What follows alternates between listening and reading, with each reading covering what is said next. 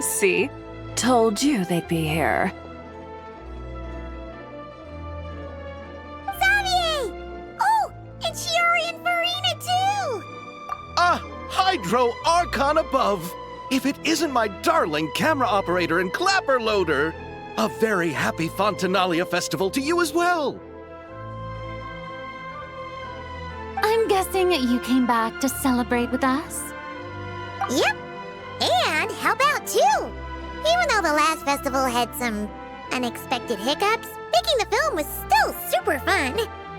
Since you're all here together like this, you must be planning on entering the competition, right? Of course! A celebration of the entertainment industry. No one who's anyone would choose to sit this one out. It only happens once a year, after all.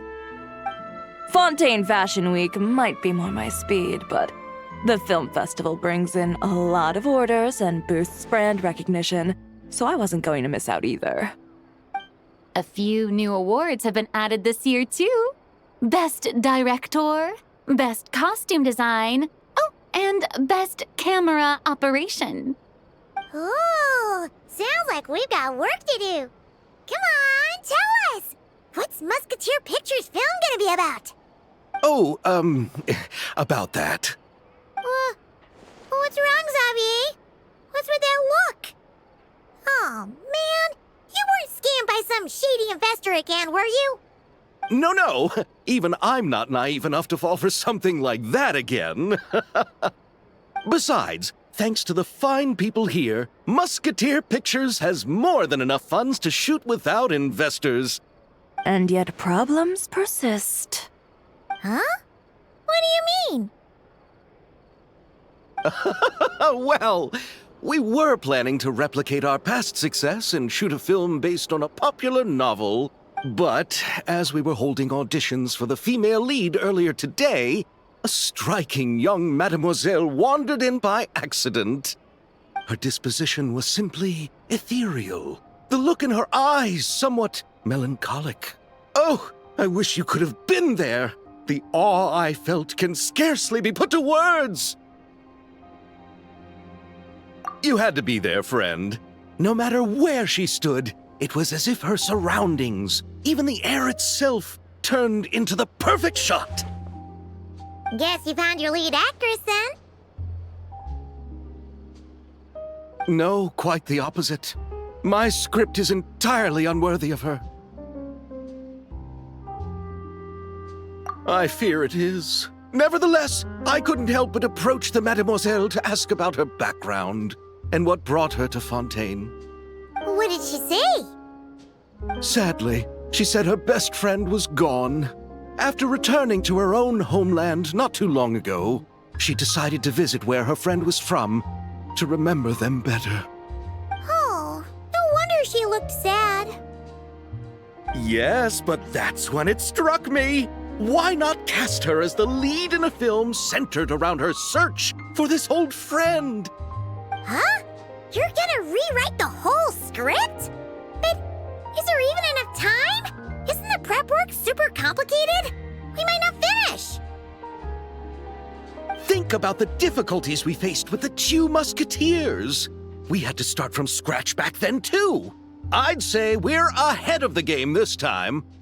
Guess so, but... Don't worry, Paimon. Shiori and I have evaluated the proposal, and we support Xavier's decision. I won't really need to start on the costumes until the cast is finalized, so it's not too much extra work for me. Oh, fair mademoiselles. How can I ever thank you? Finishing the script would be a start. You know, compared to a commercial popcorn flick, I do prefer the idea of shooting a more artistic film. One that leaves a profound and lingering impact in the hearts of the audience. I agree. True trendsetters are the people who dare to go against the grain. Well, leave it to Director Farina to have a vision. Honestly, though, the artistic passion of everyone at Musketeer Pictures is inspiring. Anyway, now that we've heard so much about this lead actress, Paimon's gotta know who it is!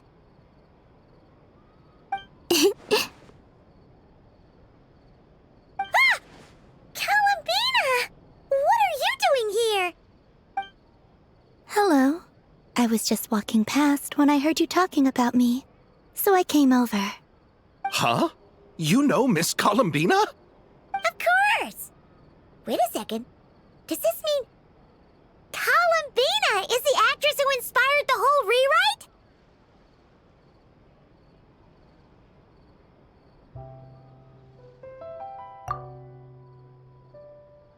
Yeah.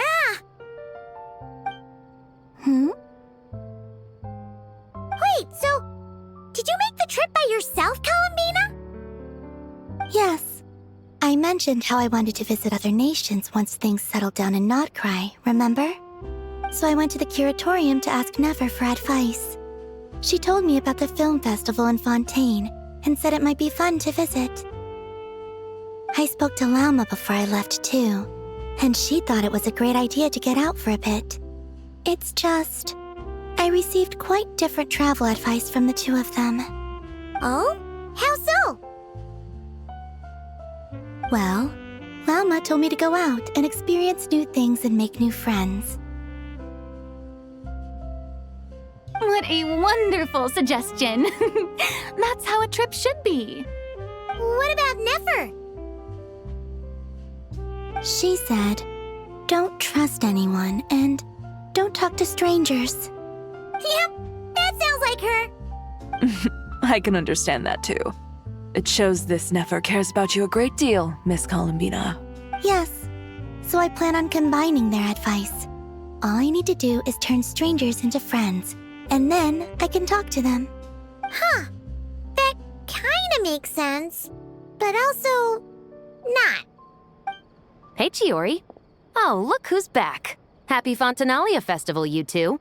Oh, looks like we have a superstar in our midst. How about an autograph, big shot? Ha ha, very funny. All settled then? Yep, the Duke gave his blessing, and I cleared it with the Udex. During the festival, inmates with good behavior will get a chance to spend some time on the outside. Under the stringent supervision of the Special Patrol, of course. Risley! It's been a while! Happy Fontinalia Festival! Does that mean Veronique and her brother will be at the festival? During a specific window of time, sure. Doesn't hurt to give the inmates something to look forward to. A little sun'll do them some good, I think. This is a friend from your travels, I'm guessing.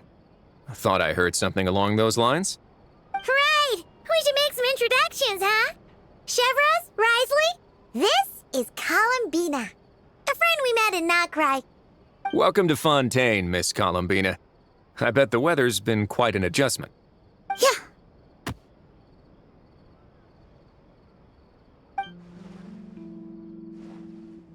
And not the good kind, I take it.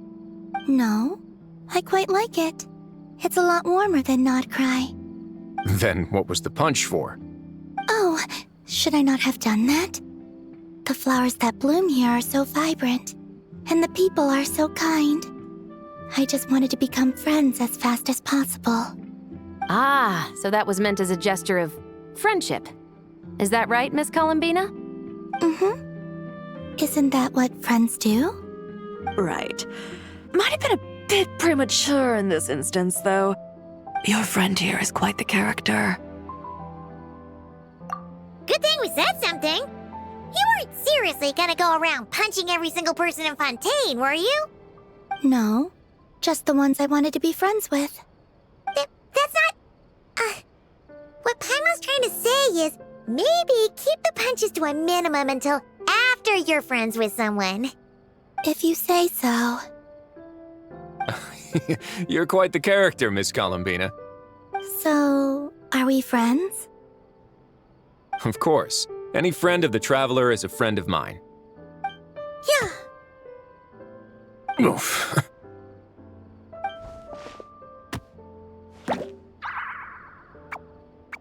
When it comes to friends, you sure know how to pick 'em.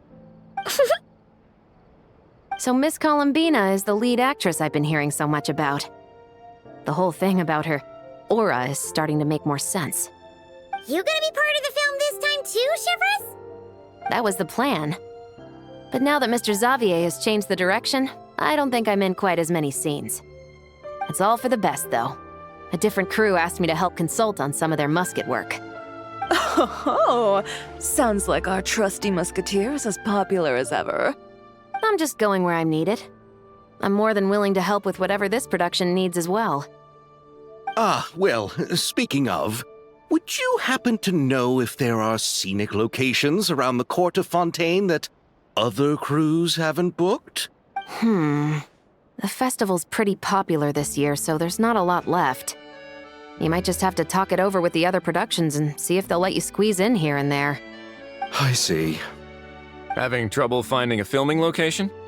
Yes, we made a last-minute decision to go down a different route, so the indoor locations we reserved are no longer a good fit. And it looks like all of the best outdoor spots have been taken. You know, I might know a place. Good views, good atmosphere, and no production team has snatched it up. That sounds perfect! Where is it? You want me to reveal it just like that? Come on, let it be a surprise. As much as that sounds riveting, I think we should divide and conquer.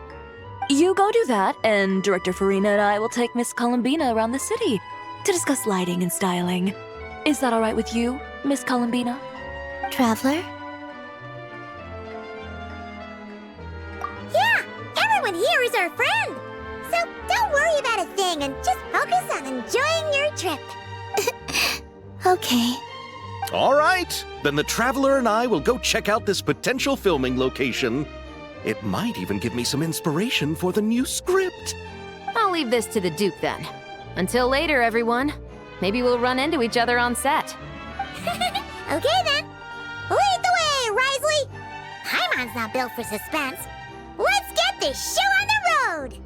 Who said anything about roads? Huh?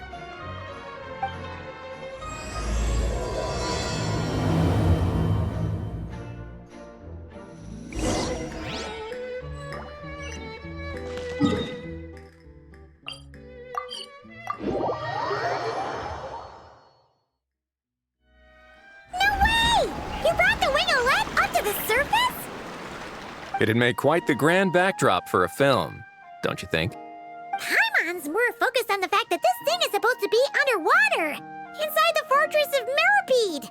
True. And keeping up with the maintenance on a vessel this big is a lot of work. It takes a crazy amount of manpower just to keep it up and running. Oh, Paimon kind of thought it just sat there until you needed it. I wish it were that simple. The truth is the maintenance costs on this thing are substantial. So we decided to rent it out during the festival to earn some extra mora. Besides, the inmates are the ones who keep it in good shape. Seeing the fruits of their labor put to use is a good form of social rehabilitation for them. Huh, you've really thought this through. What you think, Xavier? Is this a good place to shoot? Ah, I've got it! Good messieurs and mademoiselles, I've got it! Gonna take that as a yes. The beginning is the hardest part, and the opening of this film has been eluding me, but now I know just how it should start. Glad to hear it. Thanks for bringing us here, Risley. Don't thank me just yet. This isn't quite a done deal. Huh? Not a done deal as in someone already rented it out? You said no other production teams had snatched it up. This person isn't affiliated with a production team. The rental fee was high enough to scare off plenty of other film crews, but she didn't blink. Made quite the generous offer, and didn't even attempt to haggle. Do you know what she plans to use it for? I'd like to at least have a rough idea before going in to negotiate. I didn't ask for the details, but I did see what looked like a fishing permit and a business license on her desk. My guess is she's planning on using it for some kind of restaurant or aquarium. A floating restaurant is sure to attract people, but an aquarium sounds cool too. The views from the ship make it a great spot for a date. The winglet might not be under my command right now, but it's always nice to see her admired.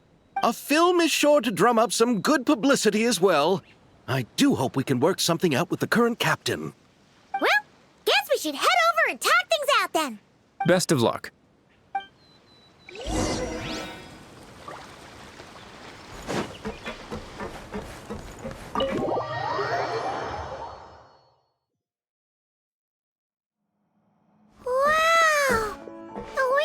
Seems even bigger up close.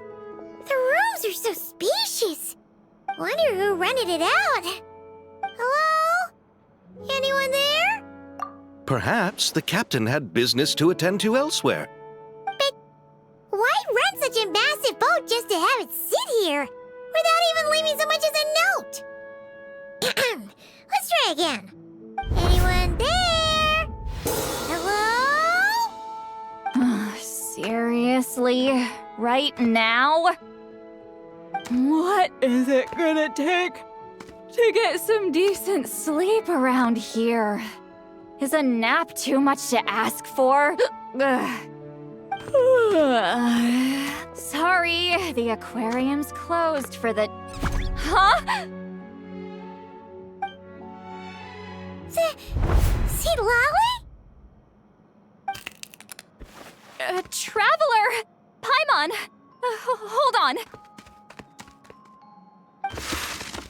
Oh, this is just great.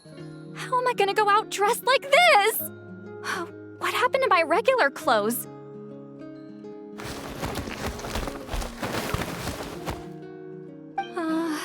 The wash! I put them in the wash after I drank too much and fell into the fountain. Oh, this can't be happening. Am I seriously gonna go out like this? Think we might have caught her at a bad time. See Lolly? I don't want to hear it. Hear what? A single word about what I'm wearing. No comments, none. Is that clear? Oh, yep. Crystal. Huh? You think so? No, wait, I told you not to say anything! What was... Her thoughts. I heard her thoughts. How could I forget about that? Oh, this is so embarrassing. I seemed a little too pleased to get that compliment, didn't I? Wait, the mind reading went both ways. Does that mean the Traveler's hearing all this too? You clearly did! Huh? What did we do? Paimon's not following. Nothing. It's nothing. Let's just move on. Did you need something? You're not here alone, I see. Hello, I'm Xavier, a film director and producer from Fontaine. I meant to introduce myself sooner, I just didn't want to, interrupt. No wonder we ran into each other in Fontaine of all places. You must also be in town for the festival then. That's right. We're helping Xavier with his film. In fact, we were hoping to shoot some scenes on this boat. You're the one who rented it out, right, Seed Lolly? Me? Rent a boat? I wish I had that kind of spare cash floating around. Not to mention the spare time. Don't get the wrong idea, though. I'm not here to sail off into the sunset and live out some cushy retirement life, okay?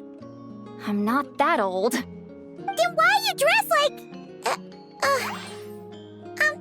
how did you end up staying aboard the Winglet? Well, I heard one of my favorite light novels was getting turned into a film, so I came to Fontaine to catch the premiere. Originally, I booked a room near the Opera Epiclese, but I'm quite particular about where I sleep these days. I think it's an age thing. And that bed? I just couldn't sleep in it. I tried to find a different hotel, but with the festival, everything was completely booked. Just as I was worried I'd have to sleep under a bridge or something, I happened to spot a help wanted sign on the side of the road. Oh, so you're here to take care of the boat? No, I was hired to man the front desk. The pay is a bit low, but food and drinks are covered. And it includes room and board during the festival. Plus, the job is simple. So I thought I'd give it a shot. Wow! They actually thought you'd be a good fit, huh? What? You don't think I'm cut out for it? All I have to do is tell people the aquarium isn't open yet. Other than that, I'm free to do whatever I want. It's a pretty sweet gig. That's all? Yeah, I was also kinda shocked. But it's not a lie. Head downstairs and see for yourselves. There's nothing but empty tanks. Not a marine animal in sight. Did your boss mention anything about being open to film crews using this space? Our production was hoping to film on the deck for a few scenes. No. That never came up. You could just ask her. Oh, she's around? What kind of person is she? We should know what we're heading into. She's nice enough, I suppose. Pretty reasonable, too. Even offered for me to move to a bigger cabin if I was too cramped. Back at the Masters of the Night Wind, I'm used to being the one giving orders. But working under her doesn't feel like being bossed around. She seems to respect what I think. Wow, she sounds like a great boss. She did tell me she'd rather not be disturbed, though. She's been working on an important project, so I'd keep it brief. Got it. Thanks for the heads up. All right, the captain's quarters are this way. I can take... Wait. But I'm wearing... whatever. I doubt she'll care. Just follow me. Miss Guillotin? These visitors were hoping to ask you about something.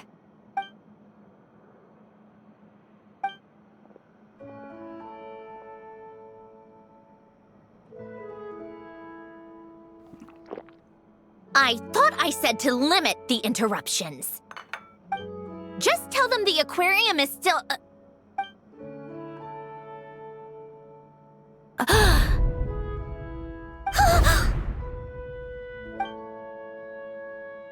Sandrone, you're here? Huh? You know each other? Are you okay, Sandrone? Do you still remember us? Everyone was so upset after what happened. We all missed you so much. Miss Seat Lolly, why don't you escort this gentleman to the reception area for a cup of tea? I have something to discuss with these two in private. Ah, I see. Right this way, Mr. Xavier.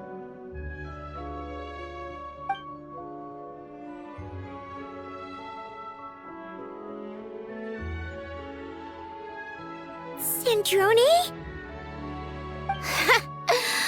I really can't go anywhere without running into you two, can I? Are you okay? During the battle, your core, it was... Destroyed by that bastard Dottore. That's right. But as you can see, I'm fine now. No major issues. Or at least, there shouldn't be. Oh, what a relief! Oh, why didn't you tell us sooner? Or come back to see your friends? Now that I have the chance, I just want to say... Thank you for saving me. Huh? Don't get the wrong idea. I only saved you so we could complete that formula and defeat Dottore once and for all. Even if he did crawl back from the grave to make us all miserable again. That doesn't matter. You're still a hero. All right. But it wasn't just me. All I did was lend my brilliant mind to the cause and take care of one part of the plan. Although, I'm not denying it would have fallen apart without me. You got that right. You're amazing. But how did you go from From a lifeless pile of scrap to looking like this? Well, my mom was trying to put it a bit more gently, but yeah. Where do I even start?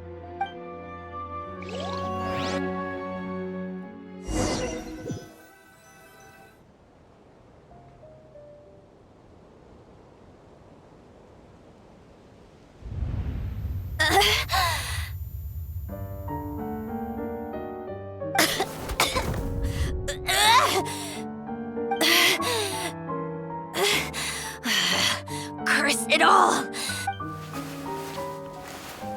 Where am I? Did we do it? How much time has passed?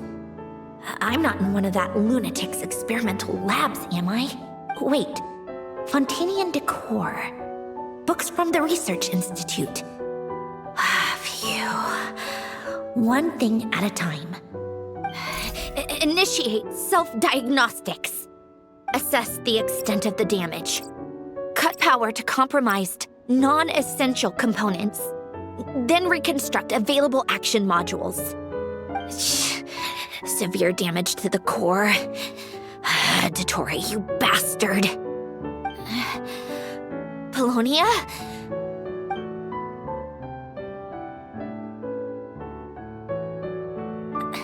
Polonia, wake up!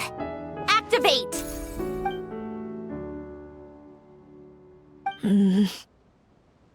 You're in even worse shape than me. Internal gears and energy circuits are barely intact. Extreme damage to the core, just like me. Rebooting is off the table. Even if I could repair the damage, I don't know if... You used up all your critical energy in those final moments, didn't you? To protect the core of that guy in the hat, and the numerological array. Wait, the array. Yes! The prototype is still here. But can I even run it in this state? Whatever. I have to try. I just need to confirm one thing. Activate the numerological array. Connect the computing core to my body. Just like I thought. It needs too much computing power.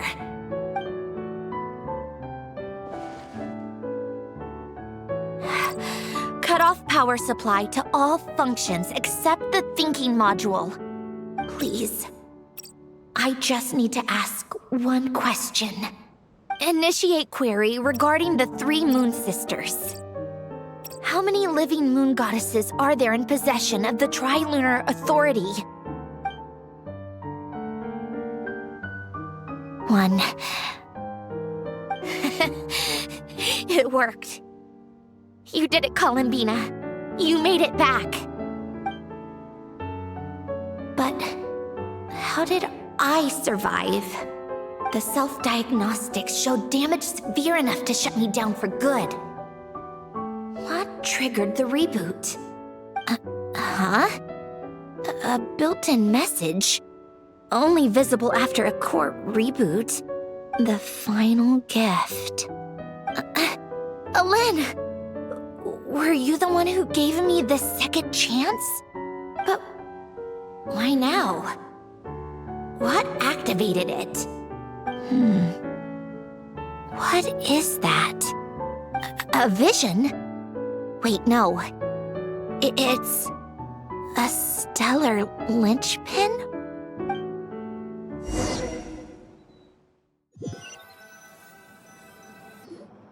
A stellar linchpin? What's that? You can think of it as a rare kind of vision. As for what causes one to manifest, well, that's still unknown. But in Snezhnaya, or in Afatui's research at least, it's believed to have some connection to the third descender. The third descender? We knew his remains were used to create the Gnosis, but this is the first we're hearing about a stellar linchpin. You knew about the remains? Right, of course. Look who I'm talking to. Yes, the heavenly principles used the remains of the third descender to create the 7 Gnosis as a means to consolidate the Archon system. Visions result from that same system, so extrapolating from there, it's clear that the manifestation of a vision is also, to some extent, related to the third descender. Still following? For those that wield them, visions serve as a means to channel elemental power. The same is true of stellar linchpins. The difference is that, when wielding elemental energy, stellar linchpin users often exhibit a unique kind of power that seems to come from beyond to that. It's believed that, when a stellar linchpin manifests, impurities from the remains of the third descender get fixed in place. Hence the name. That's also believed to be the source of the strange power I just mentioned. We've heard that visions can appear when someone has a really strong wish or desire. Stellar linchpins sound kind of similar, so does that mean... Huh? Oh, don't look at me like that. I've never had any grand wishes or aspirations. Just a list of things that drive me up the wall. So if you're asking why this thing appeared, I have no clue. All I know is that without it, the gift Alen left me, this built-in second chance, never would have triggered. The damage to my core was too severe. But thanks to the stellar linchpin's manifestation, it did trigger. And after my core rebooted, I was able to repair the damage to my body. I also managed to import the numerological array, along with some of Polonia's surviving algorithms, into this form. Wait, does that mean Polonia is... Yes. Unfortunately, Polonia is... beyond repair. Oh, we're so sorry to hear that. But you also mentioned something about a final gift? Yes. Alen often spoke to me about wishes and desires when he was alive. I suppose he thought there might come a day when I wished for something, and was willing to sacrifice my own life to fulfill it. So he left me a chance to start over. No, never. Alen once said I was his proudest masterpiece. That might sound boastful coming from me, but it's also an undeniable fact. After Alen died, I started studying how Polonia and I worked. Polonia is essentially a computational machine, so it wasn't difficult to figure out the mechanical principles there.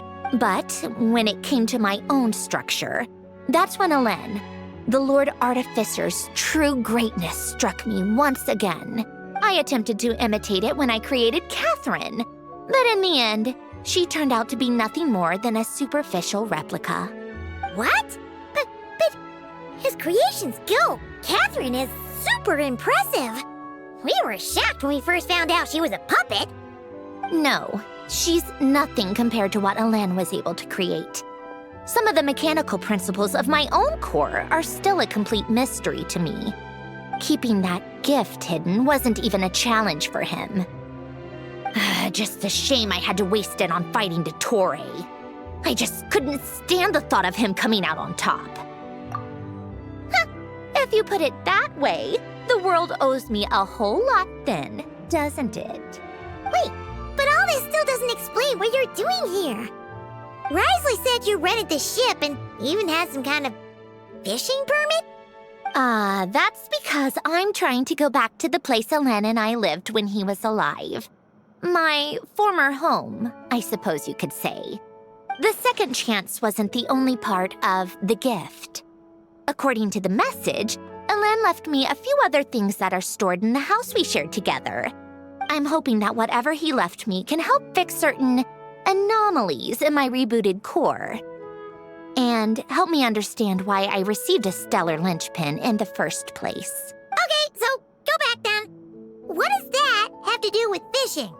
And to think I'm talking to the saviors of Fontaine. Did you forget that the water levels have been rising for centuries? I can't just go back to the place I used to live because now it's underwater. Oh, right. With the rising water levels and changes in terrain, it's not just a matter of finding where it is, but also clearing away any sediment or debris. But Fontaine law prohibits unauthorized individuals and organizations from excavating underwater ruins. A Melazine caught me the minute I even made an attempt. Why not apply for authorization then? And face the endless slog of Fontanian bureaucracy. No thanks. Besides, I'm a Fatui harbinger. The diplomatic implications alone would be enough to give the gestionnaires at the Palais Mermonia a headache. A fishing permit, on the other hand, isn't difficult to obtain at all. Minimal paperwork required, and under the name Guillotin, The application was a cinch. So you're exploiting a legal loophole? Am I? That underwater home belongs to me. If I happen to chance upon it while doing some fishing, what's the issue with that?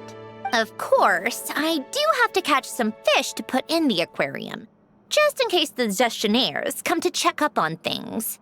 That's also the reason I hired someone to man the front desk. Huh? But isn't that kind of a waste? He went to all the trouble of getting a business license and rented out this giant ship. Just for show? If you want to run an aquarium that bad, be my guest. Use the facilities however you want.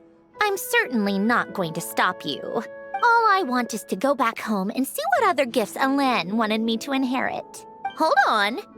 Enough about me. What are you two even doing here?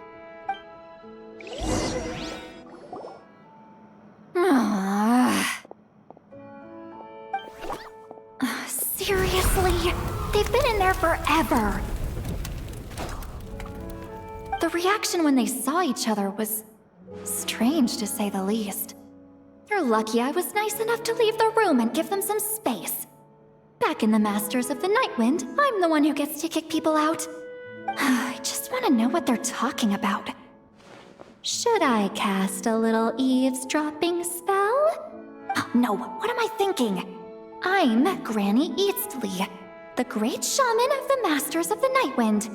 I can't do something like that. This is just ridiculous. Making me wait out here for so long? Where's their respect for their elders? Oh, here they are. Were you back there arguing or something?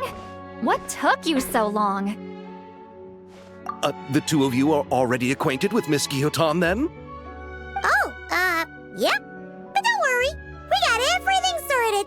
Sandrone agreed to let us shoot on the ship, but it has to be when she's not here. When she's not here? That's right. You'll excuse me if I didn't exactly ask for this little reunion. I wasn't planning on seeing anyone. Like I said, my core is severely damaged. Even with the gift, there are anomalies that are making things unstable. I don't even know if I can continue to function without issues. So the priority is to fix these anomalies and get answers to my own questions. Then, I can see the people that need seeing. Anyway, just let Sandrone know when you plan to film Xavier, and she'll, steer clear. I do hope I'm not causing Miss Guillotin too much trouble.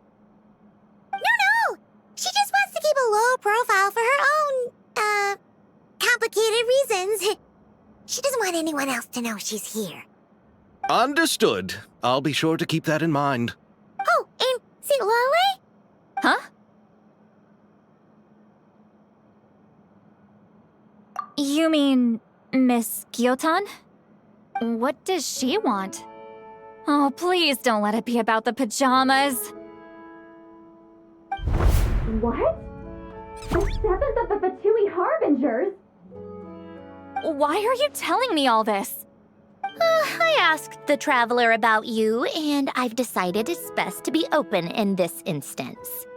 I can understand if you would rather not work for a Harbinger. Regardless, the room on the ship is yours to keep. You're an acquaintance of the Traveler, and I plan to honor that. Wait, she's actually nice? It's not a problem. The captain also worked for the VIII, and he helped Natlan a great deal. We know that there are good people among your ranks. Besides, I've been around long enough to know what it means to earn one's keep. This isn't Natlan, and I don't expect special treatment. Besides, sitting at a desk isn't exactly back-breaking work. I appreciate that perspective, great shaman. Seat Lolly. Just call me Seat Lolly. That title makes me sound so... old. Well, Seat Lolly, the Traveler and I are looking for something, so we'll be heading underwater together soon. I'll leave the ship in your care while we're gone. Together? How often? Not too often.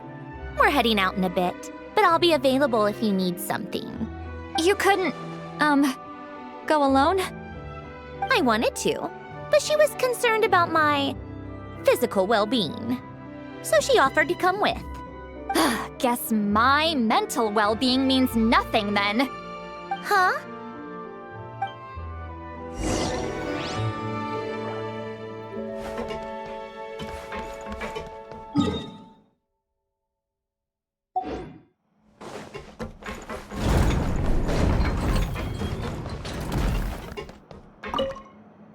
All right. Our first stop is the Barrel region. After Alain left the Fontaine Research Institute, he lived in seclusion somewhere around there.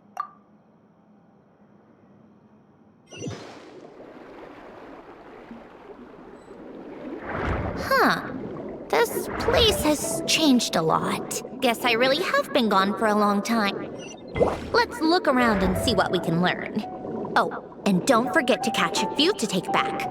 We need to keep up appearances, remember?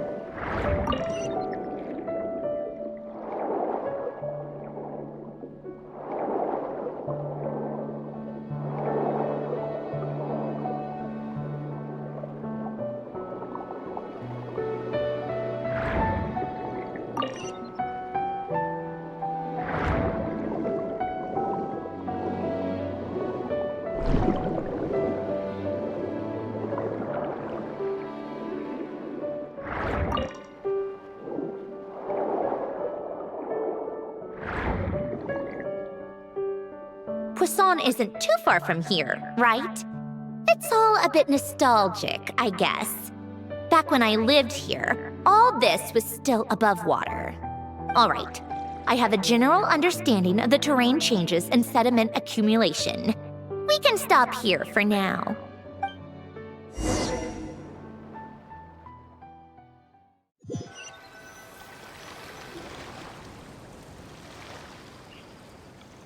That went smoother than expected. I appreciate the help. No problem. You doing okay though, Sandrone? Seeing your home look nothing like you remember, that can't be easy. I'm fine. Times change. People change. That's the one thing you can actually count on. I made peace with that a long time ago. You should head back and put them in the aquarium tanks. We finished ahead of schedule, so your crew is probably still on the ship. I'll follow in a bit. Right. Xavier said he was gonna test out a couple of shots. I'm sure. I want to take another look around on my own. Okay then. Want us to let you know when the filming is done? No need. Columbina relies on Kuvaki to perceive her surroundings. In Nodcry, her senses are heightened because Kuvaki is everywhere. But here, as long as she doesn't activate her abilities, her range of perception should be equivalent to an average person's line of sight. I figured that out back in Snezhnaya. That's oddly specific. I have hiding from her down to a science. So, what? Things might be a bit different now that she's merged with the Moon Sisters, but I doubt there's been a drastic change. The point is, you two can head back. Don't worry about me. Okay, if you say so. Come find us on the ship if you need anything.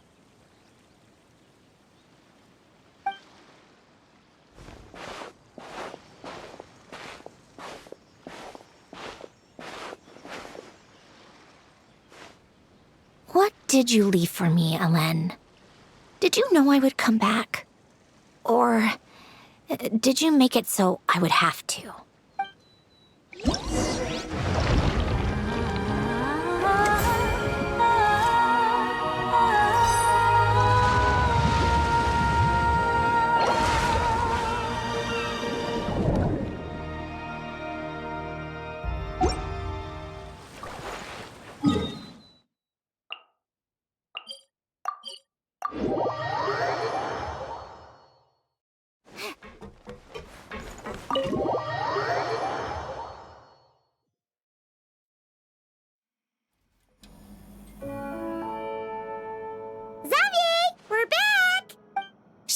quiet on set!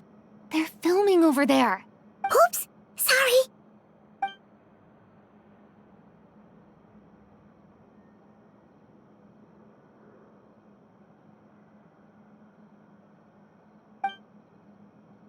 What's your take, Detective? Bullet wound to the chest. Gunpowder residue on the clothes. The victim must have been shot at close range. You think it was someone they knew? Yes. It's possible the suspect arranged for them to meet at this very spot. A reasonable deduction. But you're overlooking a crucial clue. What? The victim's pocket watch is missing. And cut! I think we got it! Good work, everyone! Phew, finally. Acting was nerve-wracking for me when I first tried it too. Just loosen up, and you'll get used to it in no time. Chevrez! Charlotte!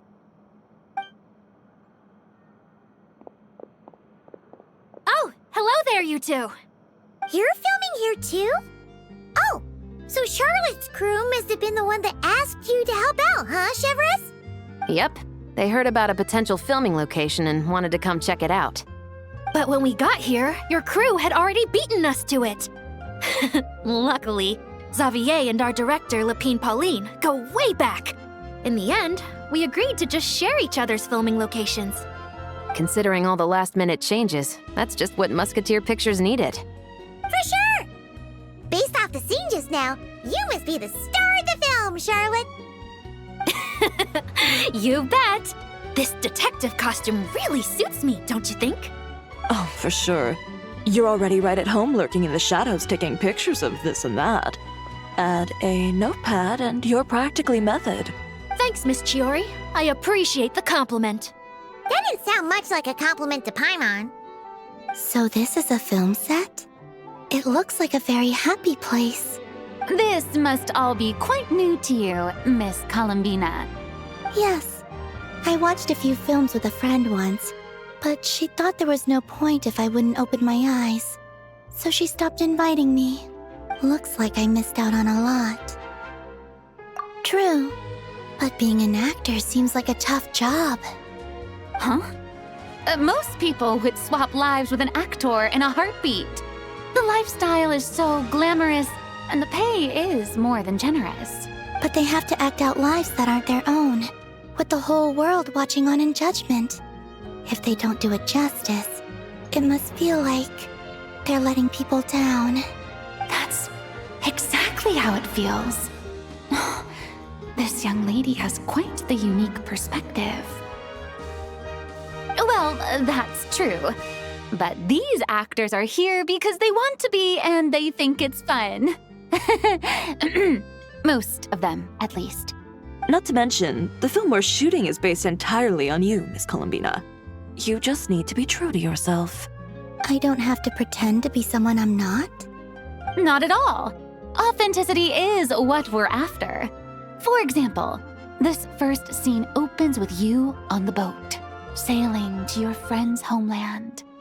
You just need to think about that moment in the story and picture how you would feel. Oh, okay. We're all here? Wonderful! Let's head to the deck and get shooting. Oh, and this is for you, dear Paimon, your clapperboard. Whoa! Is this the same one Paimon used for the Two Musketeers? The very same. I saved it just for you.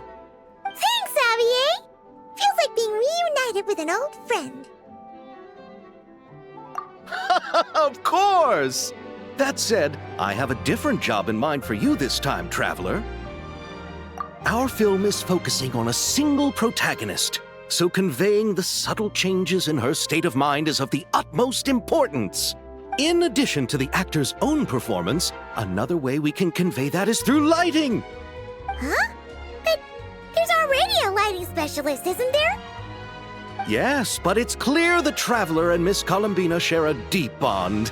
You might have a better chance of understanding her frame of mind in certain scenes. Oh, that makes sense. So, what do you say? Willing to take on the role of lighting specialist? It's settled! I leave the job of translating our leading lady's inner thoughts in your capable hands.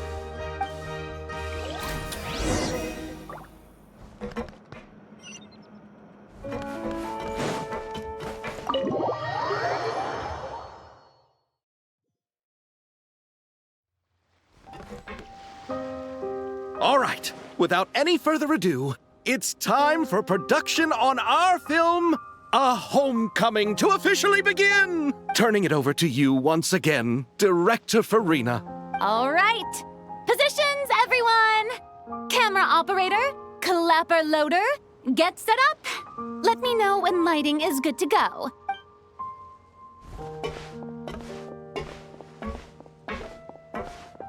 All you need to worry about, Miss Columbina, is hitting your mark.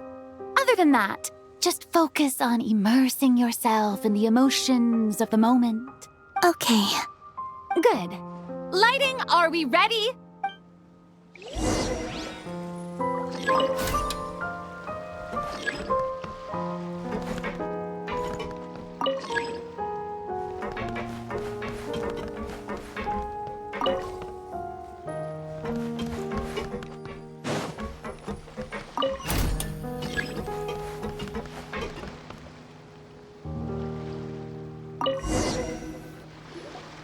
Ready. All right, quiet on set. 3, 2, 1, action! This is her homeland. Columbina. Cut! The emotions I'm looking for were definitely there. Let's just try to keep it a bit more natural. Oh, but definitely keep that gesture at the end. I loved how real it felt. You looked genuinely moved. All right, if you're ready, let's go for another take. Miss Columbina? That presence. It kind of felt like Sandrone.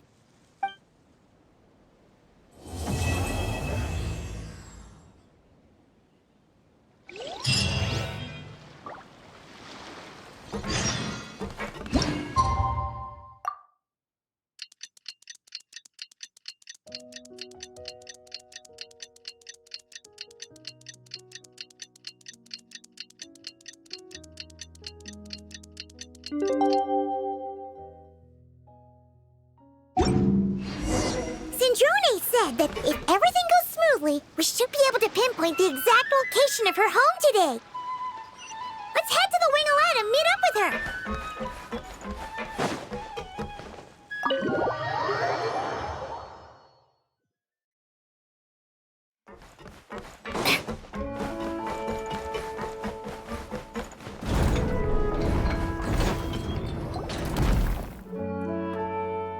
Ah, you're here. We should get going then. Xavier and the others should be filming soon. How's it going? Have you managed to figure out the location of your home yet? I've narrowed down a few potential locations. We just need to take a sample from each one. Once the equipment analyzes them, we should know the exact location and where to find the entrance. Great! We should get started then.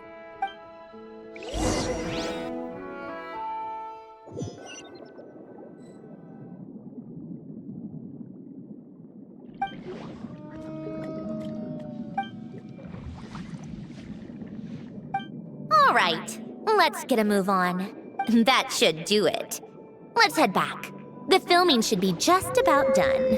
We made good time. We might even know the location by the end of the day. You sound pretty happy about that. Do I? I suppose I've just had enough of these anomalies I've been dealing with. The sooner I can fix them, the better. Anyway, enough chit-chat. We have work to do. Oh, but let's head in through the side door. I don't want to run into the crew on the deck.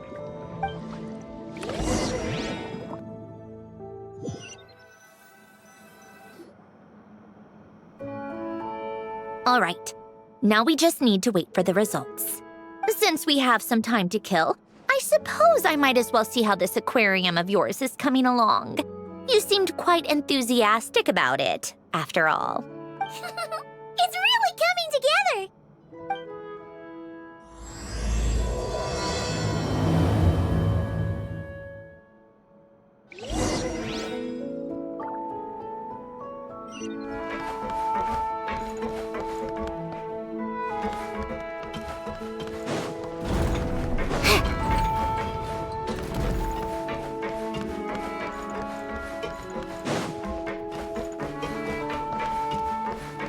Come on, keep up.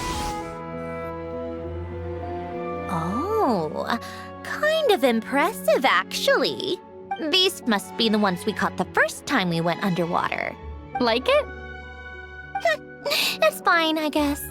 Nothing special. Come on! It sounded like you really liked it just now! You're that proud of it? Is this a sense of accomplishment or something? Well, yeah. And it's pretty! You know it's gonna be gone soon, though, right? What do you mean? After the festival, this ship will be returned to the fortress of Meropide, and this aquarium will be no more. So?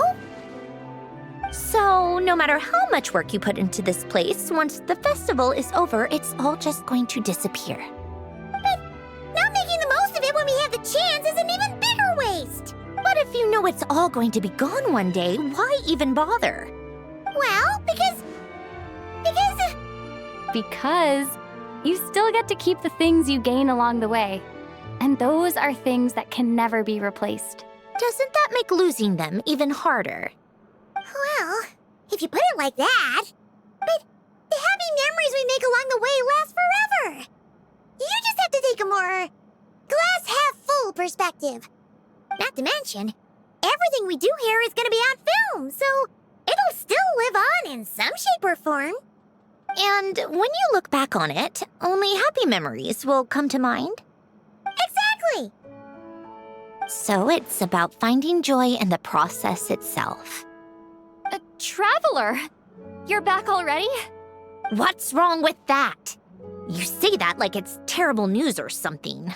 How did you get here? I didn't see you on the deck. Oh, never mind. We need to help Miss Guillotin hide ASAP. The crew is heading over here to shoot any second. What? They should be done by now. There was a mishap earlier that cost them some time. I was waiting on deck so I could warn you the minute you showed up. Anyway, you should head back to the captain's cabin right away. They're gonna be here any minute now. Ugh, finally! That's a wrap for the scenes on the deck. Wouldn't have taken half as long if the wind hadn't snapped our equipment in two. Uh-oh! Too late! Change of plans then. You'll just have to hide. Hide? And where exactly am I supposed to do that? Oh, there's a box over there! You can get in that! Huh? You expect me to... Do I need my makeup done for the next scene too? For the love of... Let me see. Maybe just a quick touch-up. Huh? Traveler and Paimon? What are you doing here? I thought you took the day off to take care of something. Huh? Oh, well, it didn't take as long as we were expecting, so we came back early. What about you guys? You're still not done shooting for the day? No. We ran into an issue that, set us back.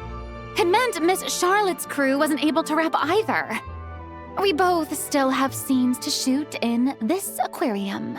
Oh, that's not ideal. For several reasons. Let us help then. The sooner we wrap, the sooner everyone can get some rest. All right. Thanks, you two. Miss Charlotte's crew can go first then. If I'm not mistaken, you still have a night shoot later. Thanks, Director Farina! Of course. Fellow artists should help each other out where we can. Agreed. Well then, camera, lights, get set up. Actors, give your lines a quick once-over.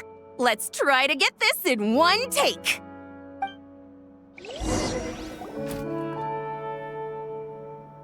All right, Places, everyone! And 3, 2, 1, action! So, the story ends like this. But when Duke St. Germanus departed, he clearly said that everything was beyond redemption. Huh? That sounds familiar. Wait, it's from that novel I came across while researching the numerological array. He's only a genius when it comes to mechanics. And everything else, he's just an ordinary person. Huh? What was that noise? Whatever, I'll just fix it in post.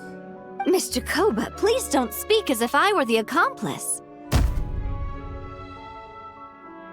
Not so hard. This box isn't sturdy enough for that. This is why I keep saying, don't put too much trust in Clockwork Mecha. Unlike humans, machines don't have a heart. A heart? That's right. It's what's on the inside. It's also referred to as someone's soul, or likened to free will. You can think of it as a person's core, what makes them unique. In general, though, people don't believe machines are capable of having a soul. You said my emotion module was faultless. It is, but that's not quite the same thing. Do you think I have one then? A heart? I don't think so. I know so. The question is, do you recognize it within yourself? That's where you're wrong. I can't believe this. Forcing me to hide in a box and listen to this drivel. Me. In the end, clocks tick through tranquil years. Fish swim in crystalline springs. No matter how grand a dream is, it will fade away like this. Forlorn, wordless, silent. And cut! That was a long one. What did you think? If she makes them do another take, I'm going to flip a lid. And not just the one to this box. Well, there were some weird audio things going on, but acting-wise, it was great! It's a keeper! Perfect! That means I can get out of this box. it's our turn. Camera operator, set up for the next scene.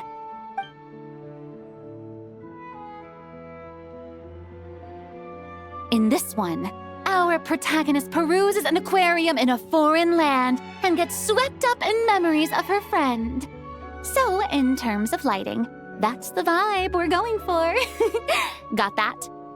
Shoot, Paimon thought there'd be a break and Sandrone could slip away. What are we gonna do now? Break a leg! Yep, we're headed off to shoot our next scene. All right, quiet on set! We're about to start rolling. Ready, Miss Columbina? Miss Columbina? I think she would like this. Quick, we should roll on this. It doesn't forage with the others, or prey upon its smaller kin.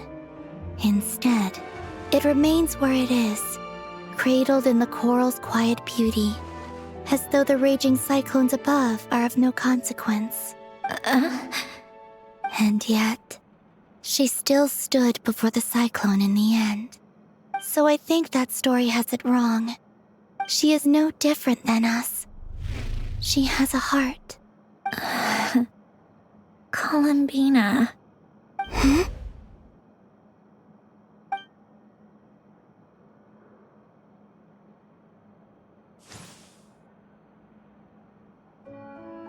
Uh-oh, is she onto us?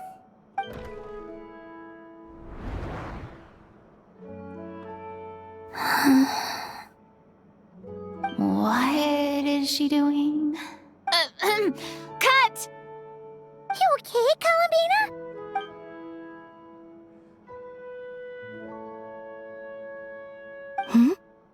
Oh, yes. I just thought... why don't we take a short break? It's been a long day of shooting so far. That last take was beautifully organic, though. We can use it as is. No need to go again. Thanks, Director Farina. But I'm fine to continue. You're sure? In that case, let's shoot some quick B-roll. Then we can move to our next outdoor scene.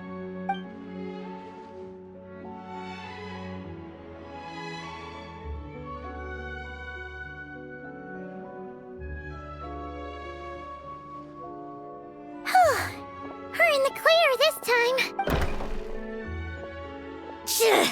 Ugh! Absolutely suffocating. You okay, Sandrone? Right as rain. Come on, let's go check the test results. It's time for me to go home.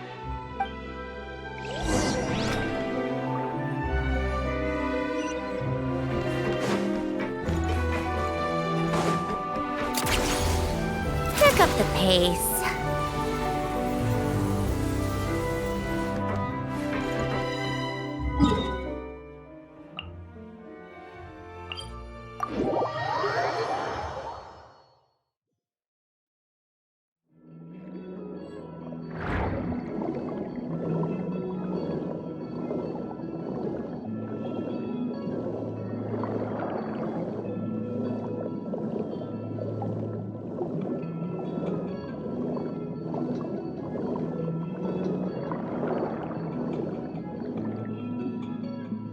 All right, it should be around here.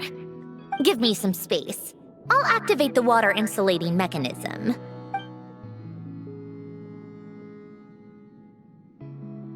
The what? Hélène, much like Renee, had long predicted that the water levels in Fontaine would rise. Thanks to his expertise in mechanics, he was able to implement a few simple measures to protect our home from flooding. I told him there was no need, that I would just move when the water rose too high. But it would seem he knew a day like this would come.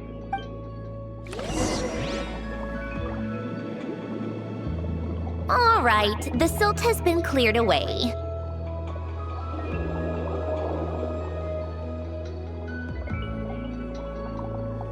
Go activate the mechanism for the first sluice gate. That will fill the empty middle chamber with water.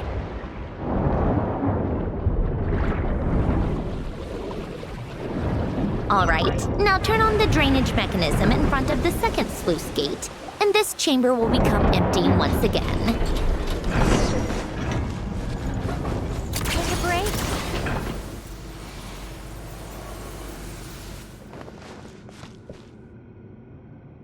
So, this is where you used to live? It's beautiful! There's even a garden! Back when I lived here, it was my job to tend to the potted plants and flower beds. Still growing strong even after all this time. Who would have thought? If the weather was nice, I would take Hélène out in his wheelchair and we would go for a walk. Before long, we started bringing Polonia along too. Come to think of it, I was the only one who could get around easily back then. Polonia always got stuck at some point, and it was up to me to launch a rescue mission. Happy. I suppose they were. Uneventful, but pleasant. Repetitive, but peaceful. It was like living in a world where time didn't exist. Of course, that was all just an illusion. Death still awaits all of us at the end. Oh. All right, enough standing around. Let's head inside.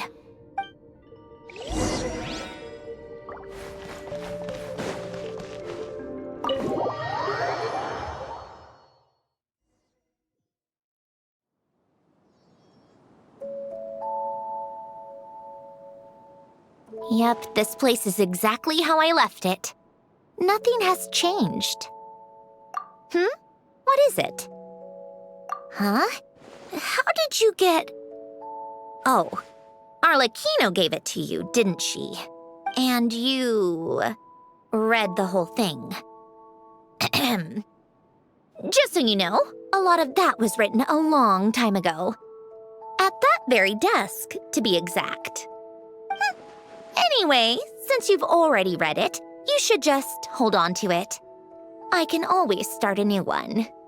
Well, feel free to look around. I'm going to start looking for the gift Elen mentioned. Oh, but be careful with the stuff around here.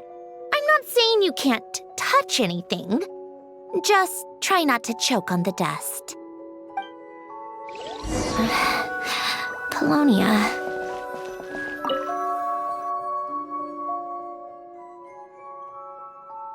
Oh, I played with these when I was little. During the first few months after I was created, I mean. At first, Elen and I would play together, but it didn't take long for me to become unbeatable. So, Polonia and I played together instead. Yeah, these don't look like Paimon's kind of games. Logic and math puzzles? Those happen to be my specialty. It's been so long. What do you say? Should we play a few rounds? Let's go with this one. The gears on the left are stacked from largest to smallest. The goal is to move them to the other side in the fewest number of moves. Just remember, you can't stack a bigger gear on top of a smaller one.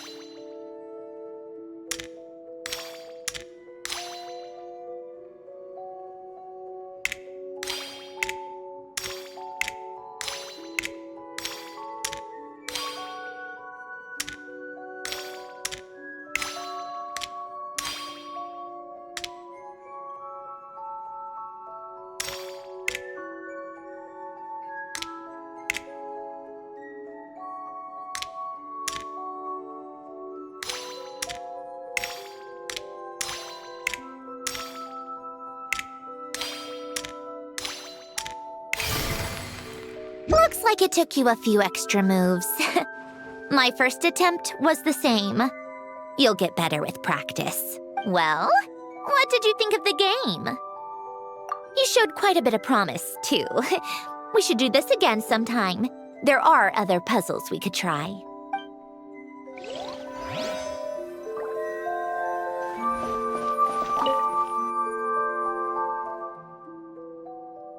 Oh, these are some of Elen's drafts from his later years.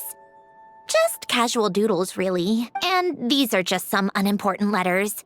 I couldn't be bothered to sort through them before I left.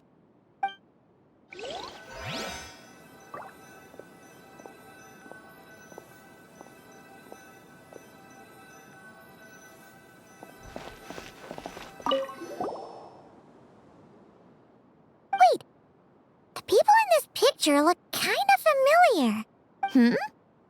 Oh, this was taken when Elen and Renee were both still at the Fontaine Research Institute. Before their falling out. In his later years, Elen would often sit by the fireplace and stare at this picture, wearing an expression somewhere between guilt and longing. He said he sometimes regretted not helping his friend when he needed it most, even if just to stop him.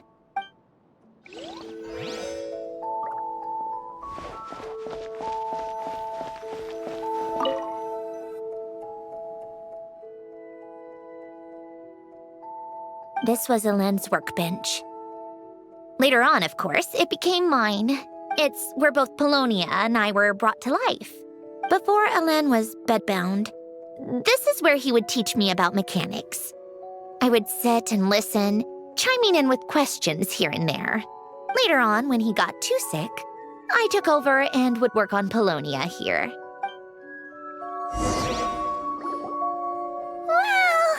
This house is filled with so many memories! It's so cozy and charming! You should have seen it in its prime, when people actually lived here. A lit fireplace, a steaming cup of coffee. That's the real deal. You know, we also used to have a mechanical piano that Helen built. Ooh! How chic! Helen never played it much. He probably wasn't able to at that point. But I managed to teach myself. Music theory is essentially math after all. Once you learn the patterns, it's not really that difficult. I loved perusing Helen's collection of classical music. The chords and harmonies felt like individual mathematical puzzles. It was fascinating. So I did some composing as well. But as Helen continued to deteriorate, even the sound of music began to grate on his nerves.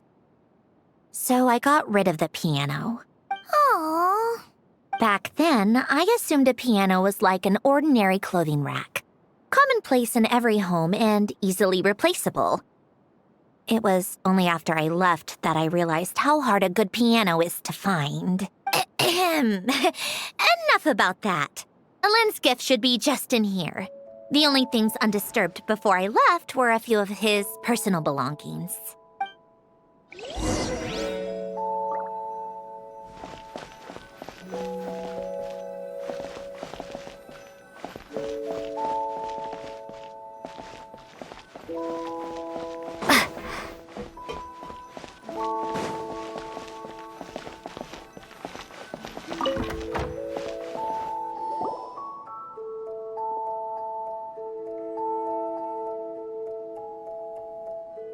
Wait, there's a hidden compartment at the back of this box. Looks like it's locked with some kind of gear mechanism. Knowing you, Helen, I'm guessing it goes like this, then like this. Got it. Am I a genius or what? Let's see here. A box? Well, you gonna open it?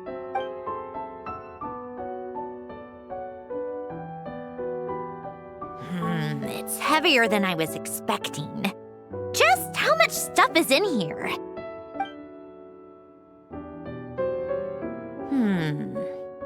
A letter? And a bunch of junk underneath it. None of it seems that important.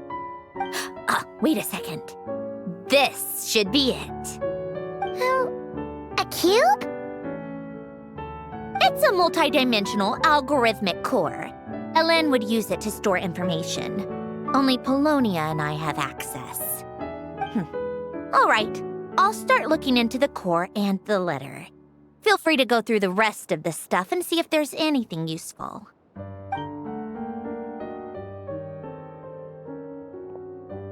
Okay. Hold on. There's another picture in here. This one has writing on the back. A snapshot of you playing among the plants shortly after you were born. You seem to like these flowers a lot. May you grow and flourish just as they do. Huh? Wow! Look how happy you are in this picture.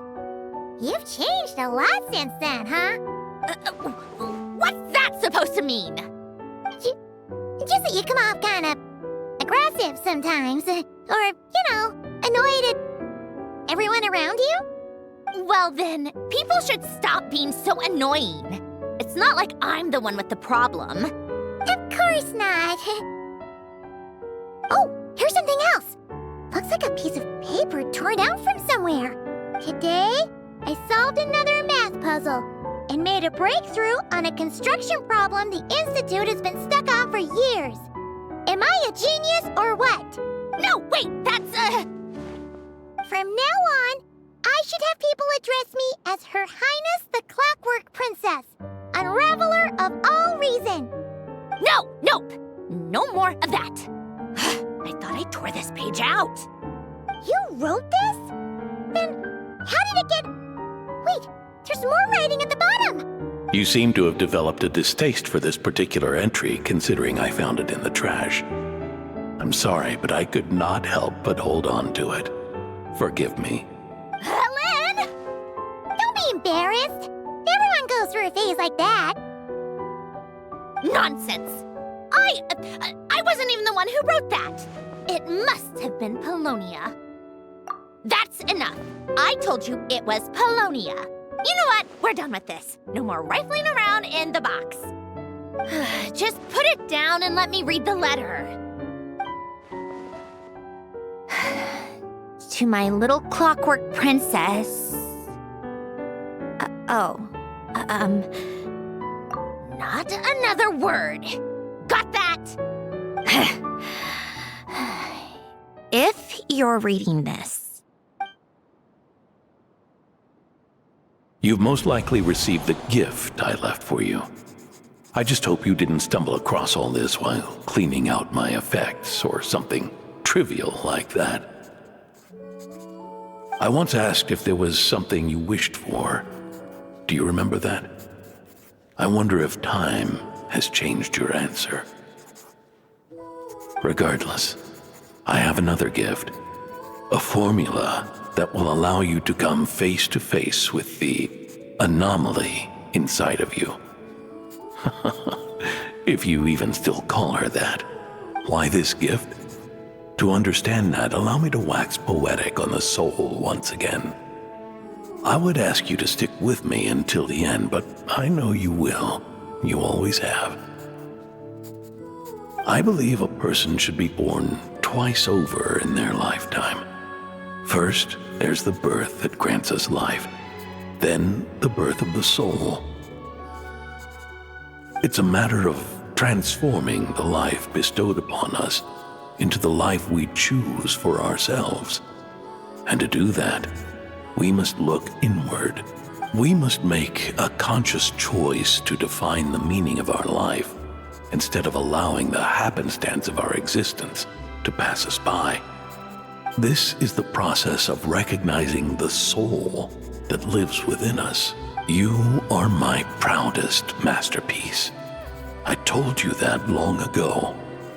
But to me, you have never been a creation or a machine. To me, you're just like the rest of us. You have a heart. In fact, some theories think of the human brain as nothing more than a machine, and thought the product of its computations. So you see, perhaps we're not so different after all. Your inner machinery is just far more advanced than most, no matter how one looks at it. The heart is a complex thing, a place where logic and reason collide with our emotions. Your computational capacity allowed you to become sentient and develop logical reasoning. But it also granted you something that, on the surface, might seem contradictory. Emotion. Emotions and logic often clash with each other, and those instances of discord can accumulate over time. That is the source of what you refer to as the anomalies within you. As you told me once, you've always known what you don't want, yet you've never wished for anything in particular. Similar to how a blind person can feel when a part of their body is in pain without being able to fully visualize its form. Such is your relationship with your soul. So, what I leave you now is this: a formula that will allow you to see the shape of your soul. For if you want to protect your heart, you must first be able to recognize it within yourself. Of course. Whether you use it is entirely up to you. You are, and always have been, free to do as you wish. Regardless, whether by my formula or some other means, I trust you will know your heart one day. You always were a fast learner. And the smartest person I've ever known. Ellen. Oh. I'm fine. I've already figured out how this formula works. Let's get out of here and then we can use it. You made up your mind already? You're gonna do it? Why wouldn't I? Resolving the anomalies within my core is the reason I came here in the first place. No, I can do this on my own. But, do you want to watch? What do you mean? I already know what anomaly I need to resolve. Like Alen said, she's an amalgamation of all the times my logic algorithms have clashed with my emotions. And by resolve, you mean that literally, or...? Yes.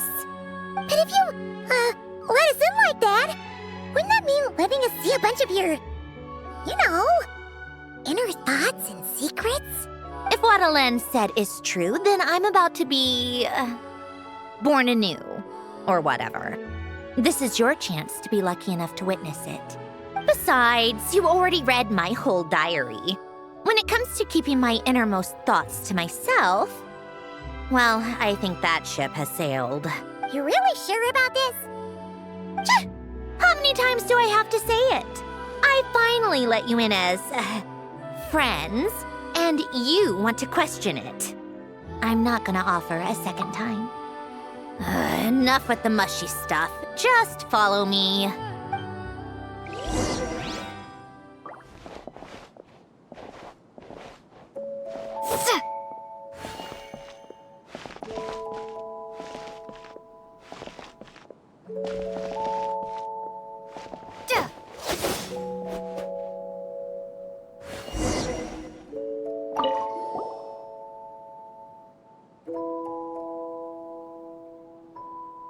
All right. With the numerological array, I can construct a simple formula that will allow you to experience what I see and hear in real time. Oh, just like St. Lolly's scent-sharing technique. Been there, done that. Huh. Sounds like that shaman has some tricks up her sleeve. The arcane and the mathematical are both fundamental laws of this world. Being able to achieve a similar result through both isn't surprising. Anyway, let's get this show on the road. But no comments from the peanut gallery, okay? I know I offered, but I still don't want any interruptions.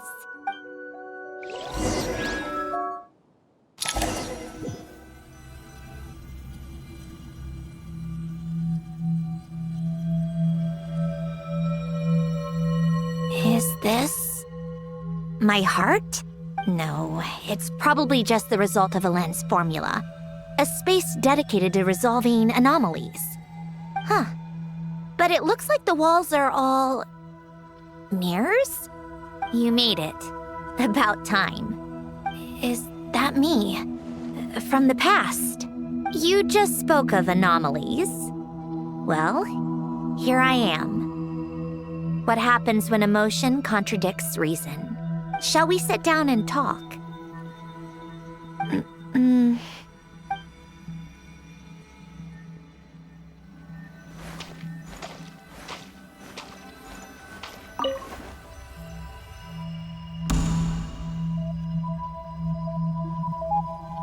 That should do it. Hello? My name is Alain Guillotin. Can you hear me? Brings back memories, doesn't it? The time we spent here. Here. I want you to have this. A notebook? You can use it to write things down. I don't need to write things down. I have unlimited memory. Even so, some things are more important than others, right? You can use it to write about the things that matter. So you wish me to carry out a basic priority sorting operation? I suppose you can think of it like that for now. But journaling is also an act of finding oneself. Much like we use wooden stakes to guide a plant to grow in a certain manner, what we choose to write down gives the soul much needed direction. In the act of choosing what to forget and what to hold on to, we decide what kind of person we want to become. I don't understand.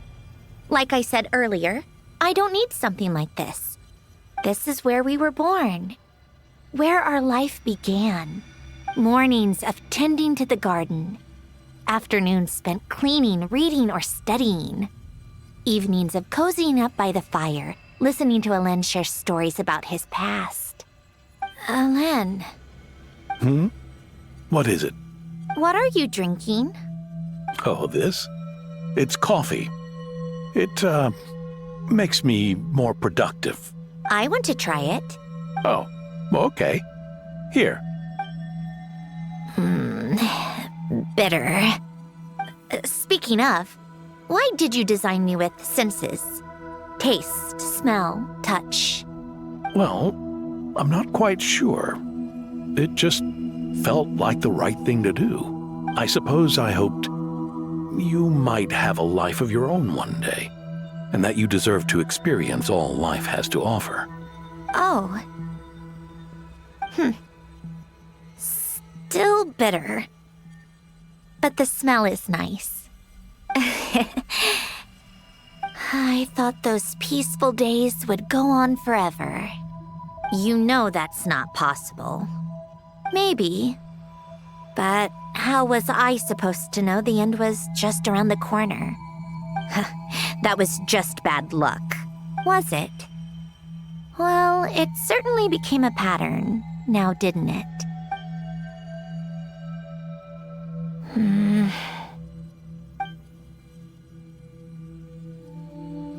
Over time, one of the habits we picked up from Alain was a love of coffee. We even took to hosting tea parties. A machine acting like a human. Kind of laughable, right? I suppose that's just what I'm used to. Yeah, that's just what we're used to. Hey, this place isn't half bad. Great spot for a party.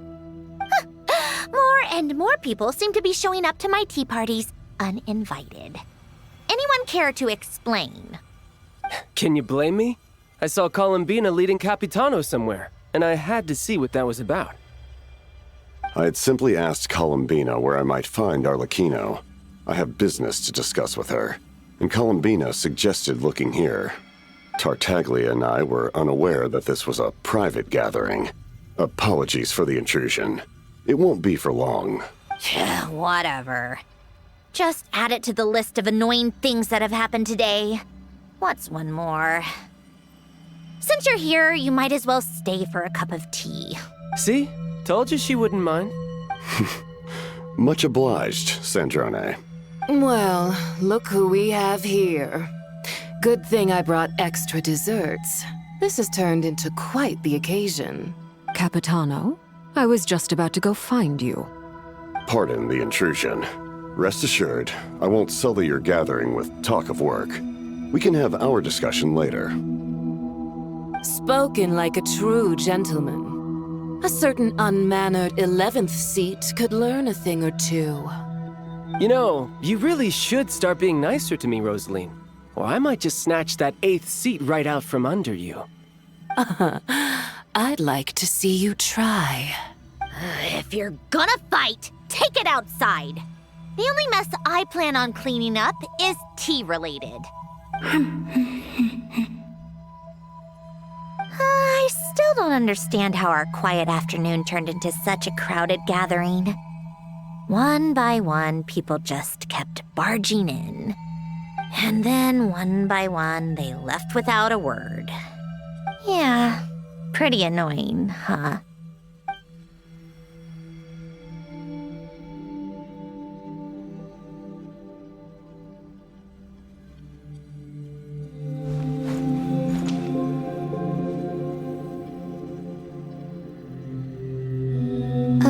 days with the Fatui. The times I spent with you, Arlecchino, and Rosaline.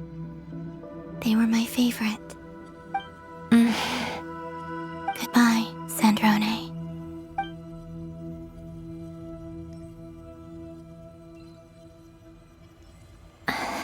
Don't go, Columbina. We should have just said that. Why didn't we? If we had, would the story have had a different ending? She couldn't stay. There was no future for her here. She would have just faded away. You're right. I suppose that's why you call me an anomaly. Every time you make a decision, there's a voice inside your heart. My voice, asking to contradict all logic and reason. Why didn't we make her stay? Is it worse to fight for something just to lose it? Or not to have fought at all? Don't you find it unfair? One by one, we keep losing the things we care about the most. But in the end, whether I want to fight for something or cry over all we've lost, you just push it down and pretend not to hear.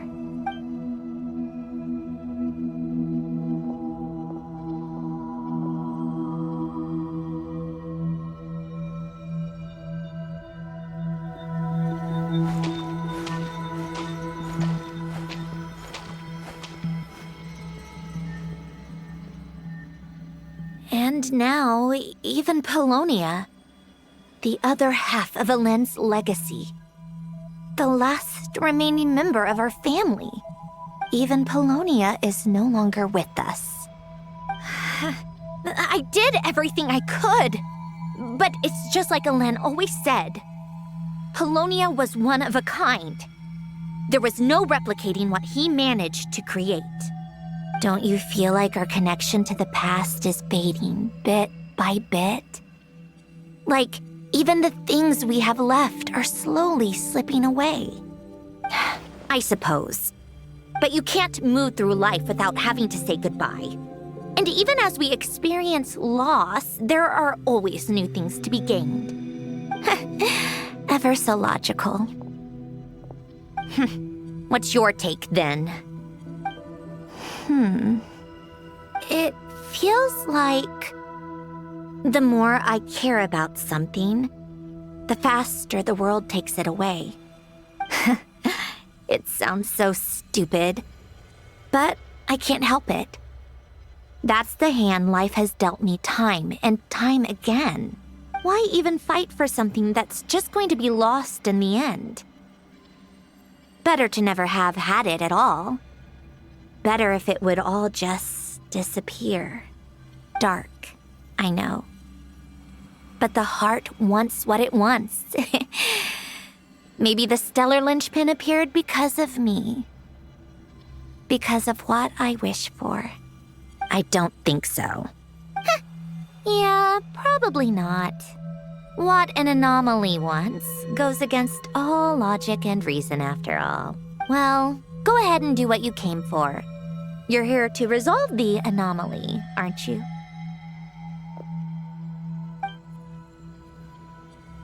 Yes. What's it gonna be? Keeping me imprisoned here like before?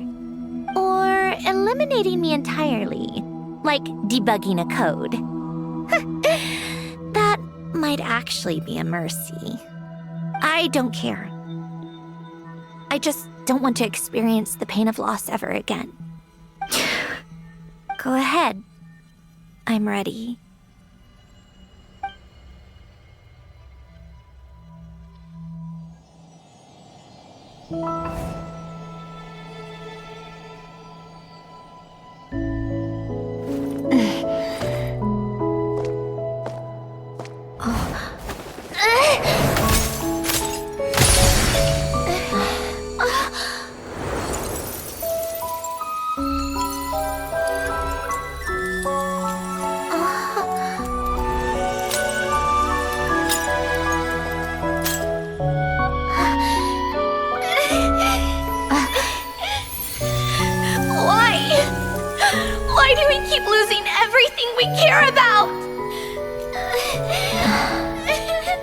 know it hurts, but that's life.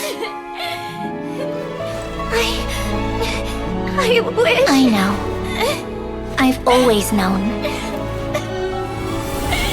Because we've been one all along.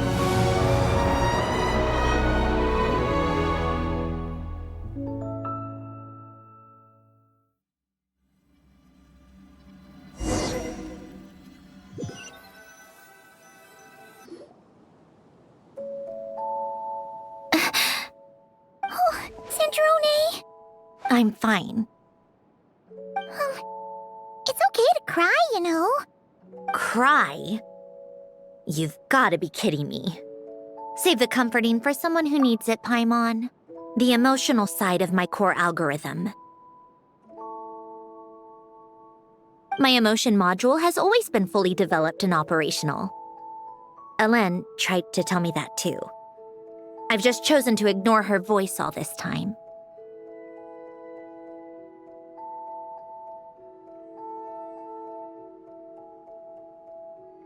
I suppose. Come to think of it, it's kind of like the aquarium on the ship. The aquarium?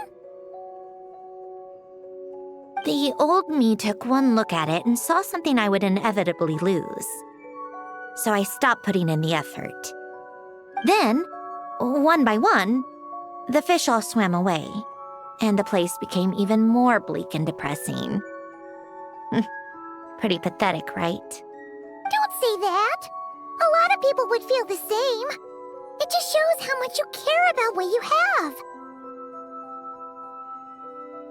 Now? After seeing what you've done with the aquarium, I have to admit, I think it's beautiful. It's like you said, we get to keep the things we gain along the way.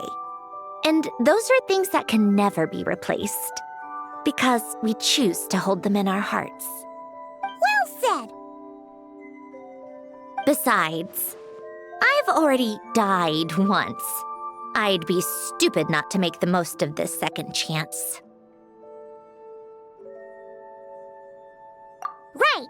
Earlier you, or your inner self, mentioned something about her wish. What was it? You think that's something you can just ask and I'll tell you? Think again.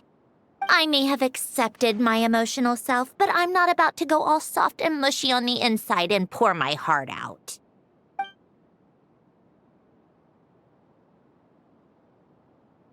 That said, taking a step in the right direction couldn't hurt. Starting with cleaning some old aquarium tanks of my own. Huh? Metaphorically speaking, I mean. Come on, let's head back to the ship. I need to talk to that shaman.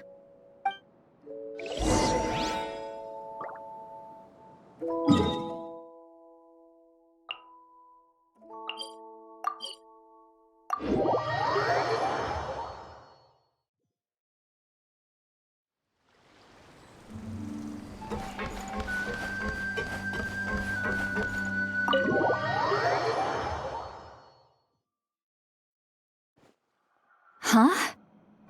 Resentful lost souls? You couldn't get comfortable sleeping near the Opera Epicles, right? Well, I bet that's why. The Fountain of Lucine is where all the water in Fontaine gathers. So that's where the emotions within the water converge as well. Hold on. If it's souls we're dealing with, feeling uncomfortable should have been just the beginning. I should have been able to hear their voices or something. And under normal circumstances, I'm sure someone of your talents would have. The problem is, these souls are no longer complete. Remind me how they ended up like that again? You mentioned something about them being split apart? Yes, it's called soul severing. Renee of the Nartsitzenkreuz Ordo came up with it. After learning of Fontaine's impending doom, Renee thought if he could find a means for the soul to live on in perpetuity, it might ensure the world's salvation. Soul severing was the first step of his research. Unfortunately, his theory of the 4 orthants was imperfect at the time, and a failure along the way caused his physical form to dissipate. Jakob, another member of the Nartsitzenkreuz Ordo, sought to carry on Renee's legacy and restore his physical form. He even used some of the people who stood in his way as test subjects for his research. By severing their souls? Yes. After Renee successfully awakened, the two continued their research, and all the severed souls ended up merging into Renee's consciousness. After you saved Fontaine by turning Fontanians into true humans, these souls returned to the ley lines. But the souls severed before Renee awakened had nowhere to go, doomed to forever wander the waters of Fontaine as listless spirits. Almost as if they exist outside the bounds of this world. Unrecognized by the ley lines or fate. No wonder I couldn't sense them. Not only that, but over time, they began to fuse with other entities. Their inner resentment lured in all sorts of evil beings, which corrupted and defiled them into nothing more than accumulations of filth. But the full transformation must have been recent. Otherwise, the Udex surely would have noticed. Wait, no, he must know already. That would explain the underwater Melazine patrols. No wonder I kept running into officers from the Mara Chaussee Phantom earlier. In that case, let's go find Nervalette and we can sort it out together. No, not just yet. Why not? For one, the diplomatic castle alone would be a nightmare. Even though I haven't reported back to Snezhnaya yet, I'm not planning to leave the Fatui anytime soon. Besides, with me here, success is a done deal. Involving other people would just complicate things. All I need is for Miss Seatlolly to help pinpoint the location of this monstrosity. Think you can do it? With my eyes closed. This is what I do. I'm a lot better at it than manning a desk, at least. But, how exactly do you plan on resolving this soul stuff? Even to me, there's no obvious answer. Seems pretty complicated, all things considered. Just trust me. I have the perfect solution. Oh, all right. If you're that confident, we'll follow your lead. Why the sudden interest in helping Fontaine with this, Sandrone? You never knew Renee and the others, right? No, I didn't. And you're right. This problem has nothing to do with me. I wouldn't get within 10 feet of the Nartschitzenkreuz Ordo or its members. But in his later years, Elan told me he regretted not helping his best friend when he needed it the most. He also felt sorry towards Marianne for being too lost in his mechanical research to look after her properly. If he were still with us, I think he'd do the same.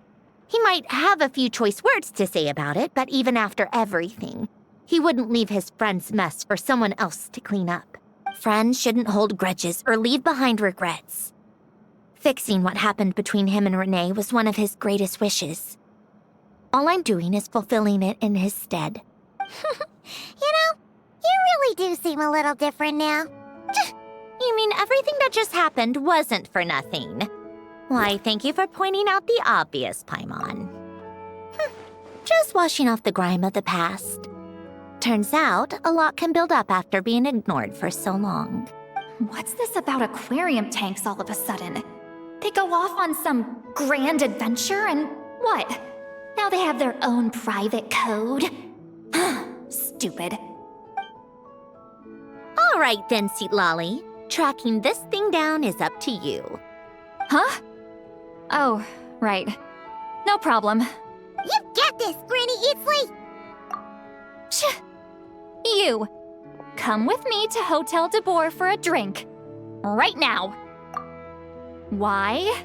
Because I said so! Miss Guillotin, I'll report back on the location tomorrow morning. Just need a drink or two first to bolster me up. Well, don't let me keep you. All right, you. Time to go.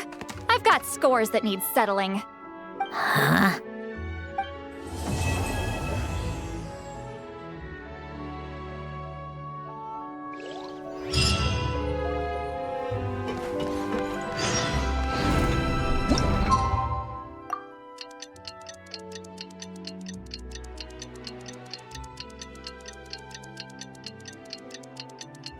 Time to meet up with Sandrone! Wonder if St. Lolly was able to pinpoint the location. Well, we should know soon. Let's just hope it...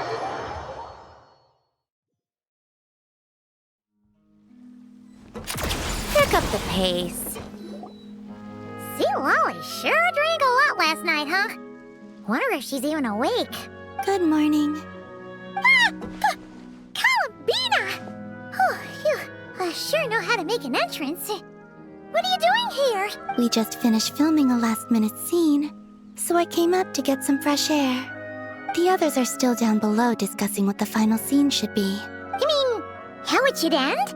Yes, they're torn between whether the heroine should reunite with her old friend or not.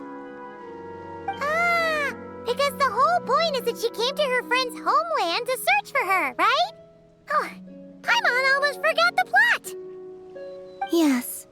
Director Farina and Miss Chiori think a tragic ending where the two never meet would be more poignant. But Director Xavier thinks having the two reunite would make for a more touching and heartwarming ending. Me? I'm not sure. On a personal level, of course I want to see her again. Of course I want to experience that moment where we reunite. Even if it's just for the cameras. But that means an actor would have to take her place. And that makes me feel... Oh. Huh? Yeah, don't look so worried. Making a film is supposed to be fun. But besides, it's all gonna work out. You can trust Paimon on that. Work out? How? Well, you know. Yep, exactly. Okay, I trust you. I'll just focus on having fun for now. Well, well, look who we have here. Traveler and Paimon. Oh, the lighting specialist and clapper loader that never were. Yeah. We kinda went AWOL, didn't we? Sorry about that. Seriously, don't worry about it. Everything's going smoothly on our end, so just do what you need to do. You seem to be in better spirits now, Miss Columbina. I apologize if our earlier discussion put you on the spot. It's okay. I'm fine now. The Traveler and Paimon talked me through it. So, what are your thoughts on the ending then? Should we have them reunite or not? We should tie everything up in bows. Huh?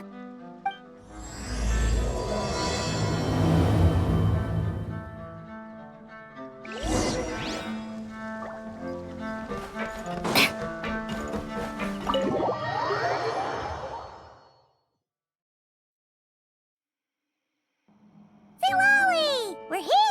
Oh, right on time. Well, yeah. We weren't the ones who drank our weight in alcohol yesterday. What? Are you suggesting Granny can't handle her liquor? It takes a lot more than that to get me drunk. Really? 'Cause, you stopped making sense after a while. Did I? Huh. News to me. I didn't say anything too crazy, I hope. Let's see. You spent half an hour bad-mouthing Auroron, half an hour complaining about work, an hour talking about light novels, and, Paimon kind of fell asleep after that. Are they gone? Oh, the crew? Yeah, we bumped into them on the deck, but they just left. Wait, but now that everything with your core is sorted out, what's stopping you from seeing Columbina? She misses you a lot. I just want to deal with this mess first. Besides, this is a perfect chance to make her jump for once. I have to plan it out more. But enough about that. Were you able to pinpoint the location of our target? Of course. When Granny Eatsley promises something, she delivers. Great, let's see. Morte region. Wait, this is the Tower of Gestalt. The place the souls were severed. Is that that the source of the resentment? Or is it the Narcissenkreuz Ordo in general? Let me come with. This thing's movement isn't fixed. If it's not at this location when we get there, I can use a ritual to summon it. You've already gone to more than enough trouble. I don't mind. These old bones have nothing better to do anyway. Summoning a spirit isn't going to do me in. Besides, if I don't go, they'll just have more inside jokes I can't join in on. All right then. I appreciate it. Ha! There's no time to lose. Let's head out!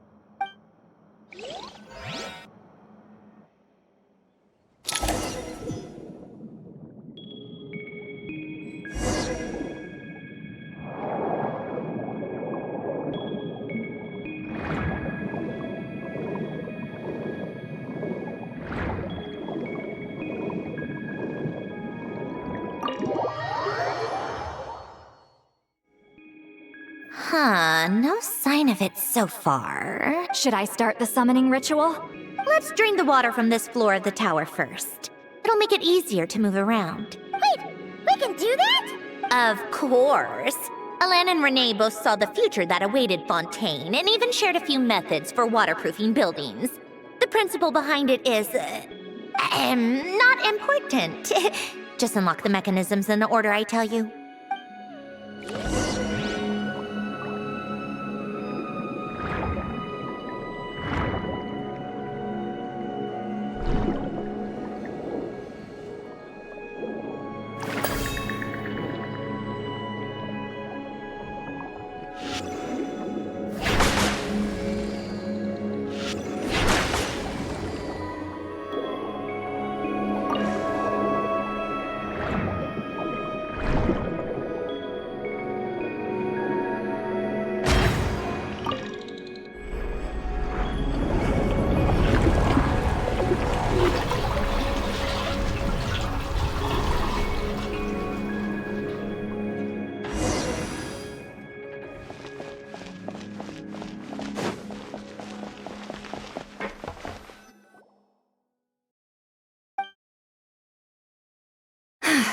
Ready?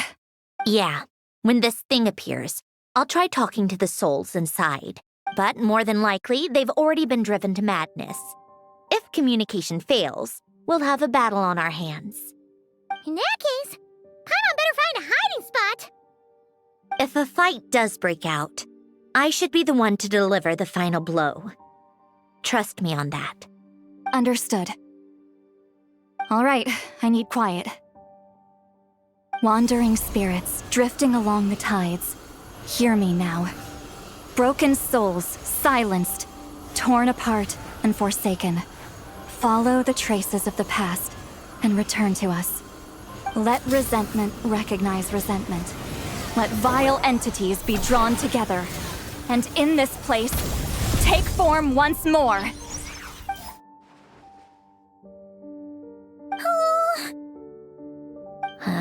What now? Is that it?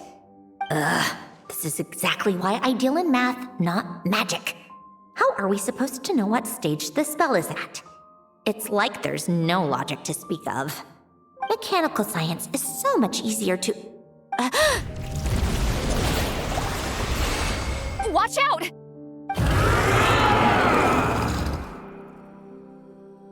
Hey, you! Or whoever's inside of you. I need you to listen to me. I'm a descendant of Fontaine's Lord Artificer, Alain Guillotin. I can make you whole again and return you to the ley lines. You just need to work with me here. Sandrone! Looks like talking this out is off the table. All right, plan B. Time to blow off some steam.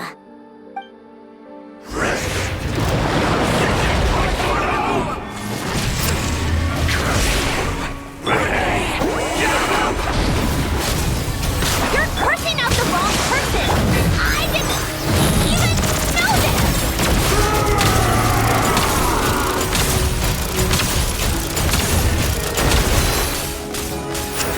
Come on, hurry up! Lightning Slash!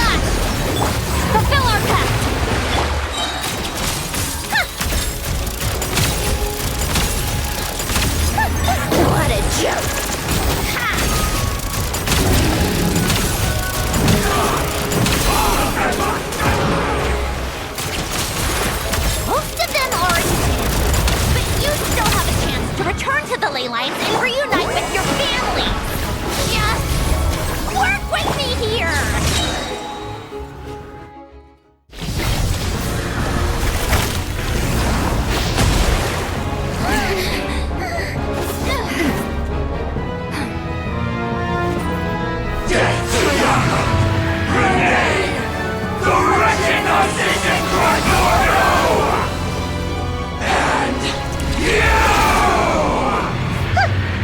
I told you I'm not like them.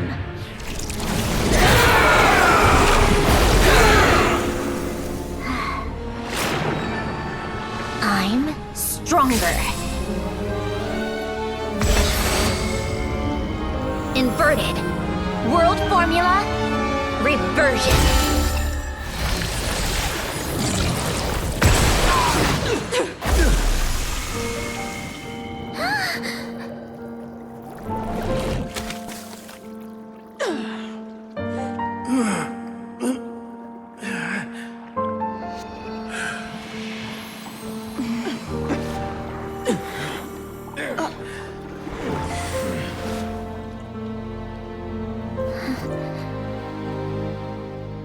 Be at peace among the tides. Lost souls.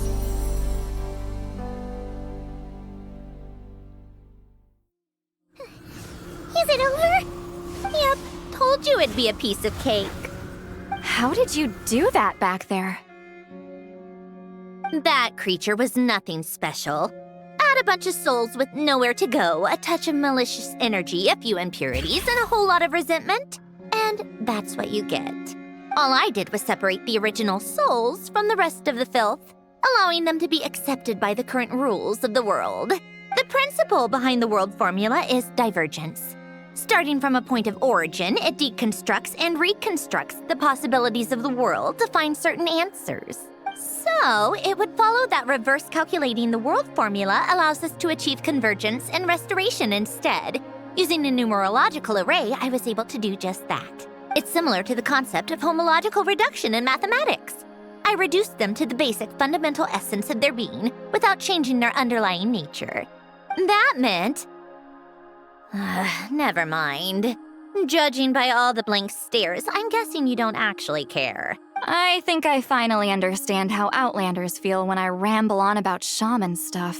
Point is, it was super impressive! You really are amazing, Sandrone! You're just realizing that now? Ahem. Enough about that. We should get going. I'll go reset the mechanisms inside the tower. See you back on land.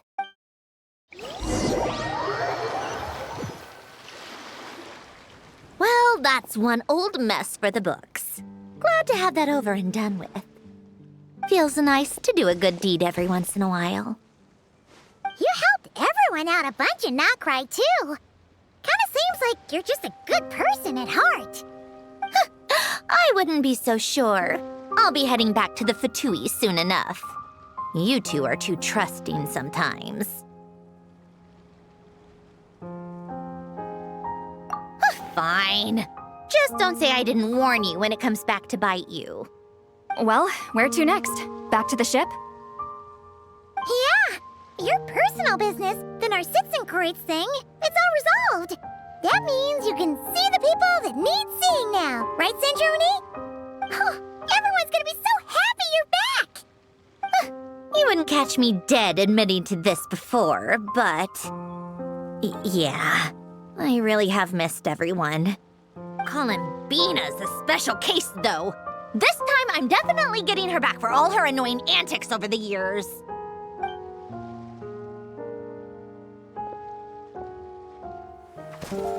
She'll sense me coming from a mile off.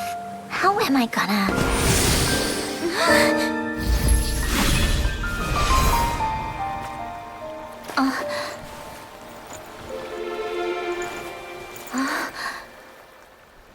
Sandrone? Is it really you? You're back? You didn't tell me. You avoided me. Why?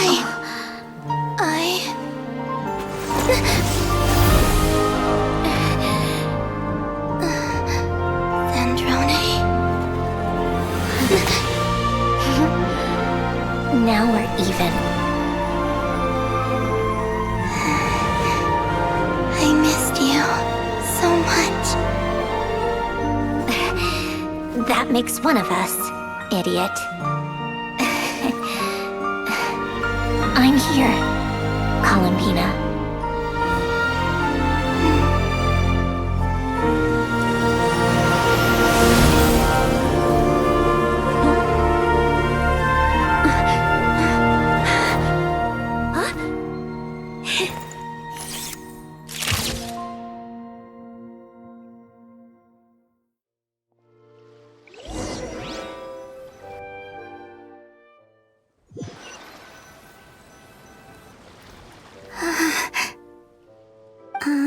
Sandrone. Don't ruin the moment. Or I'll start thinking about how you teleported me to a random location after I explicitly told you to stop doing that. And scene!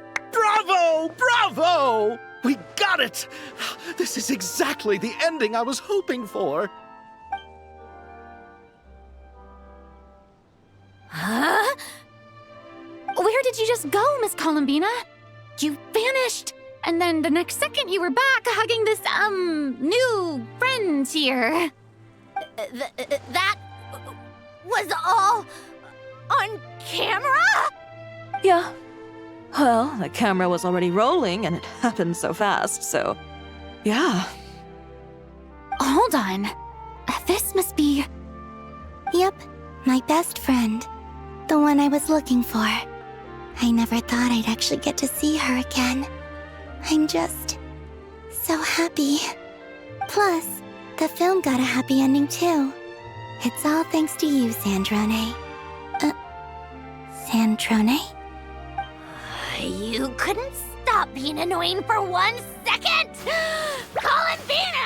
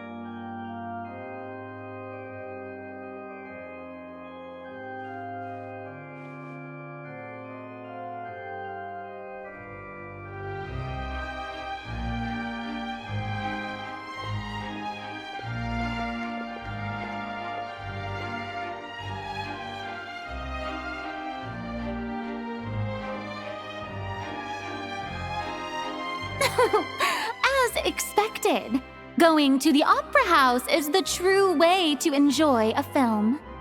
You get to see the audience's reaction in real time, too. The ending seemed to be received quite well. I can't believe you let us include that in the final cut, Sandrone!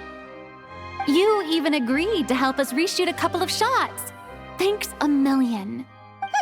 Most of it was caught on camera already, so it's not like I had much of a choice. Besides, the film I'm in is going to be anything less than perfect. What are you laughing at? Nothing. It was just interesting to see us on screen together. I'm glad this moment is going to be preserved forever. Just a pity we didn't take home the Farina Award this time around. Well, artistic films can rarely compete with commercial ones. You should have prepared yourself for this the minute you changed the script. True. Oh, did I hear someone mention the Farina Award? Come on, don't gloat. I won't. Our crew winning the Farina Award was a team effort after all. Costume design, script adaptation. Ooh, and the practical effects were so realistic. The flames and explosions even made me jump while we were filming. A lot of the effects were based on actual items the Special Patrol confiscated from criminals. Who knew they'd serve another purpose, right?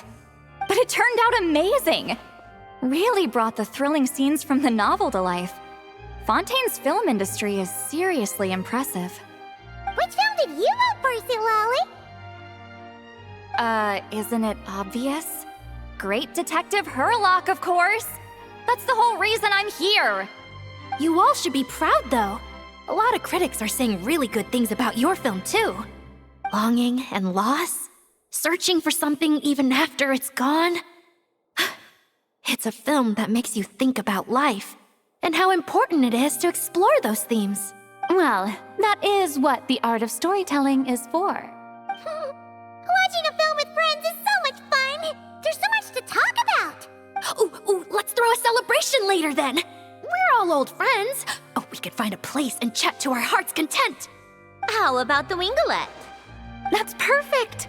Friends and family are more than welcome too. So if you want to bring people, don't be shy. You all can head over first and make yourselves at home. I'll bring over some refreshments in a bit. I just have one more stop to make first. Can I come? Fine. Not like you'd listen if I tried to stop you.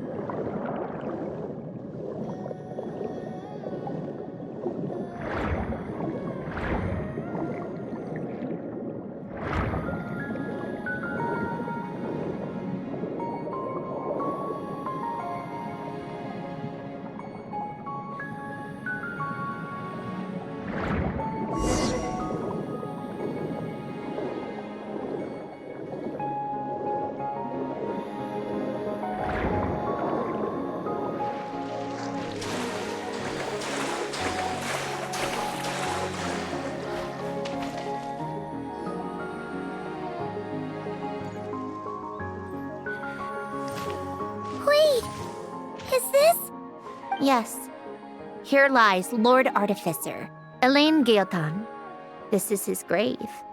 Oh. I'm sorry, Ellen. I'm sorry this is the first time I've been back since leaving Fontaine. I should have come to see you more often. I got your gift. I even cleaned up one of the Nartsitzenkreuz Ordo's messes along the way. Our home is just as quiet and warm as it always was. The flowers in the garden are still thriving. I'll make sure to tend to them more often from now on. Polonia received irreparable damage in battle. I should have taken better care of your invention. I'm sorry. Polonia was family to me. Just like you. You always said I was a fast learner. But I'm not so sure. It took me far too long to learn the things that truly matter. I never said this to you back then, but thank you for creating me. For giving me the chance to experience life. Being your family meant everything to me. Absolutely everything. Can I say a few words as well, Sandrone? Don't need my permission. Hello, Mr. Gaeltan. I'm Sandrone's friend. You don't need to worry. Sandrone is doing great. Not only is she a brilliant scholar, she's made a whole bunch of friends, too. And she takes great care of them.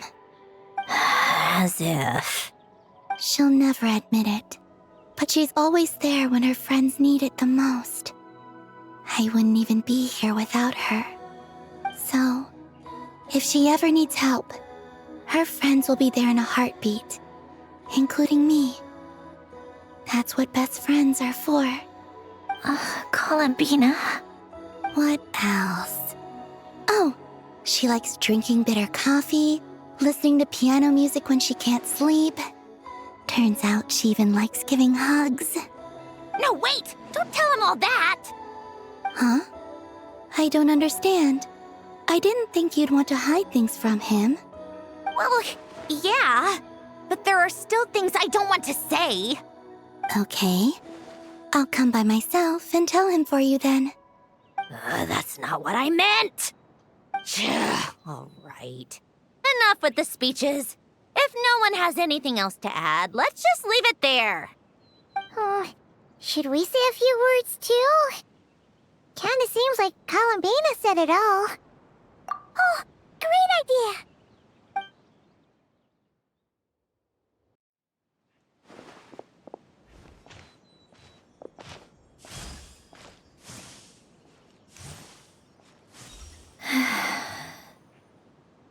Goodbye, Ellen.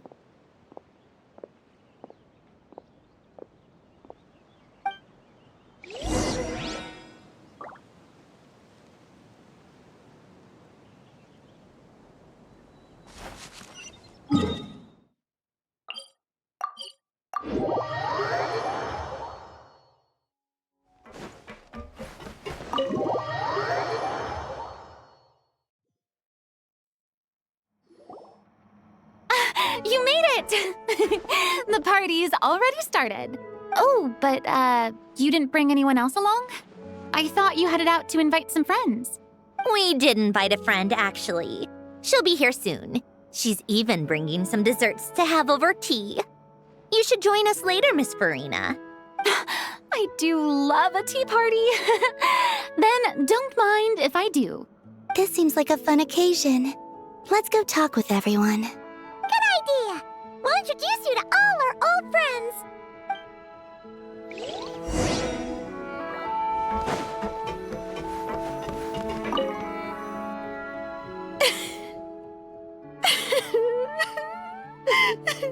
What a dream come true! For once, it all worked out! I can die without regrets. Let's not get too ahead of ourselves, Director Lapine Pauline. What was in that piece of cake you just handed her, Escoffier? Romaritime flowers, eggs, flour, same as all the other pieces. What, you think I tampered with it? Playing a detective in real life now too, are we? Oh, it's so delicious! I'm so happy! My life has peaked! Miss Lapine Pauline, look who I brought! Master! Wait, what happened to your face? Why are you crying? Never mind my face. Here, let me introduce you. This is Miss Charlotte and Miss Escoffier. Things are sounding lively over here. Oh, look who it is! Perfect timing. I was so busy with the shoot, I feel like we barely got to talk. And the elusive Miss Guillotin. It's great to see you. Thank you so much for letting us use the boat free of charge. That was so generous of you. Oh, right. Introductions. This is Miss Charlotte and Miss Escoffier. That's kind of you, but I didn't really do anything. If you want to thank someone, it should be the Duke or the people who keep the boat in such good shape. Right. I'll head over in a bit and do just that. Miss Columbina? Yes? Could I interview you sometime? I'll treat you to some gâteau de bord for the trouble. There's only a limited amount available each day.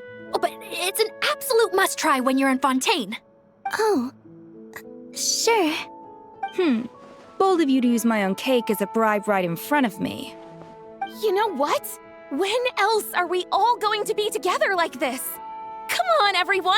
Grab your drinks!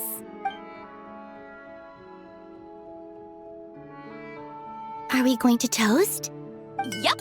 Come on! Sante!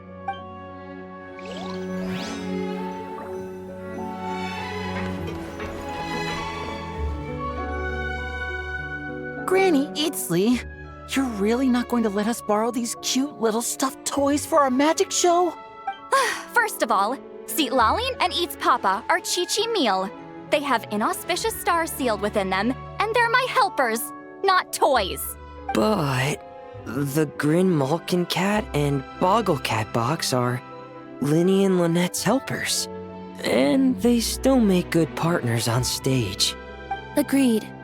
We've never had a Chi-Chi meal pop out of our hats before. It would be quite the surprise. I think the audience would love it. If this was the Masters of the Night Wind, these kids wouldn't have even had the guts to say my name, let alone pester me like this. I'm terrible at dealing with requests like this. Oh, Traveler, quick, save me! You think you're so funny. Lady Sandrone.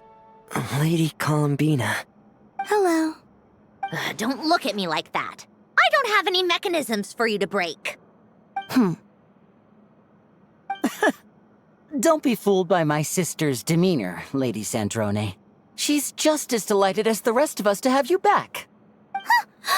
Well, I suppose when I'm not so busy, I could find some time when Arlecchino is around and bring over a few gifts to the House of the Hearth. You're too kind, Lady Sandrone. I'm sure just your visit alone would make Father more than happy. I just need to borrow them for a bit. I'll pull them out of my hat, give them a quick hug, then give them straight back.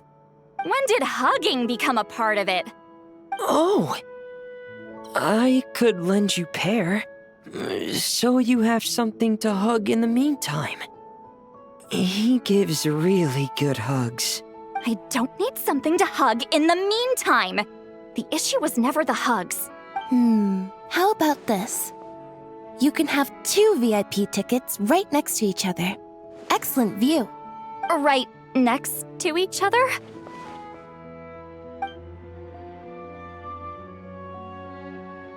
Yep, super quiet. No one will bother you. I'm sure you'll have a great time. Fine.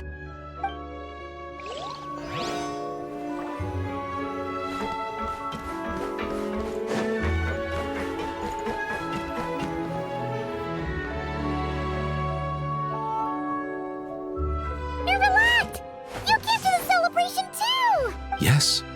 I can only hope my presence does not make anyone ill at ease. Who's this? All right! This is Nervalette, the Eudex of Fontaine. And this is Columbina and Sandrone. Greetings.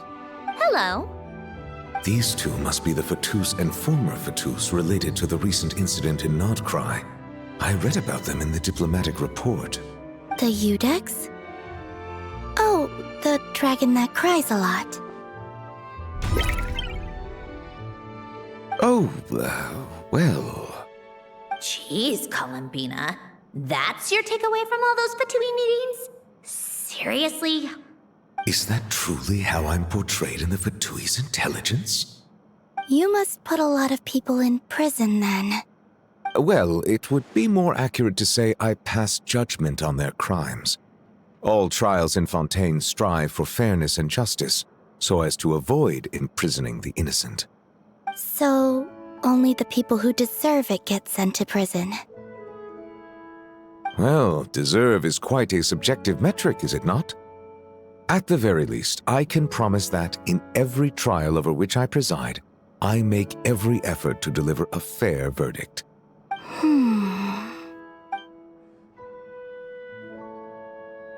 Yeah.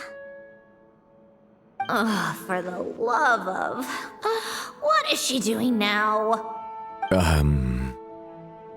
You seem like a good dragon. Not the kind that throws people in prison for no reason. I think we can get along just fine. Thank you? Then she punched me because... Sorry, Nervalette. She thinks that's a sign of friendship. Where does she even pick up weird habits like that? Ah, I see.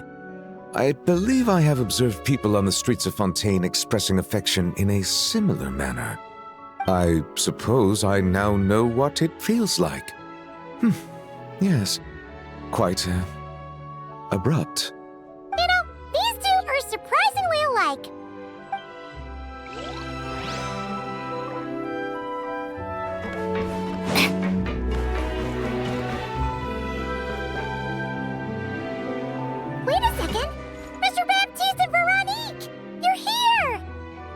friends of yours. Veronique is the prop manager for Musketeer Pictures, and Mr. Baptiste is the author of The Two Musketeers. Yeah, former prop manager. Now we're just two criminals serving our time. Thanks to Duke Risley and Nurse Sigewin looking out for us. Not too bad, actually. You make it sound like I'm giving you special treatment. I just think the method of justice you chose to pursue is one people can respect. You are far too modest, Your Grace. The only reason we were even able to come to the surface for the festival is because you fought for it. It's also just good for the physical and mental health of the prisoners in general. Anyway, I suppose I have you to thank for keeping the winglet in such good shape. I never knew she could look so striking. I didn't do anything special. It was mostly the Traveler and the others. Don't sell yourself short, Miss Guillotin. You are the current captain, after all. In light of that, I have to ask, do you mind if I leave up some of the installations so the people back at the fortress can also enjoy the aquarium? Huh? Like I said before, I just think it would be good for the inmates who clean and maintain the winglet to see their work put to good use. Besides, maintaining an aquarium is sure to be a lot more interesting than scrubbing rust off the walls and deck. Of course I don't mind. I'm grateful you even want to keep it. Great. Then it's decided. That's amazing, Sandrone. We should go hang out at the Fortress of Meripede later, then. You do know you just invited me to hang out in prison, don't you?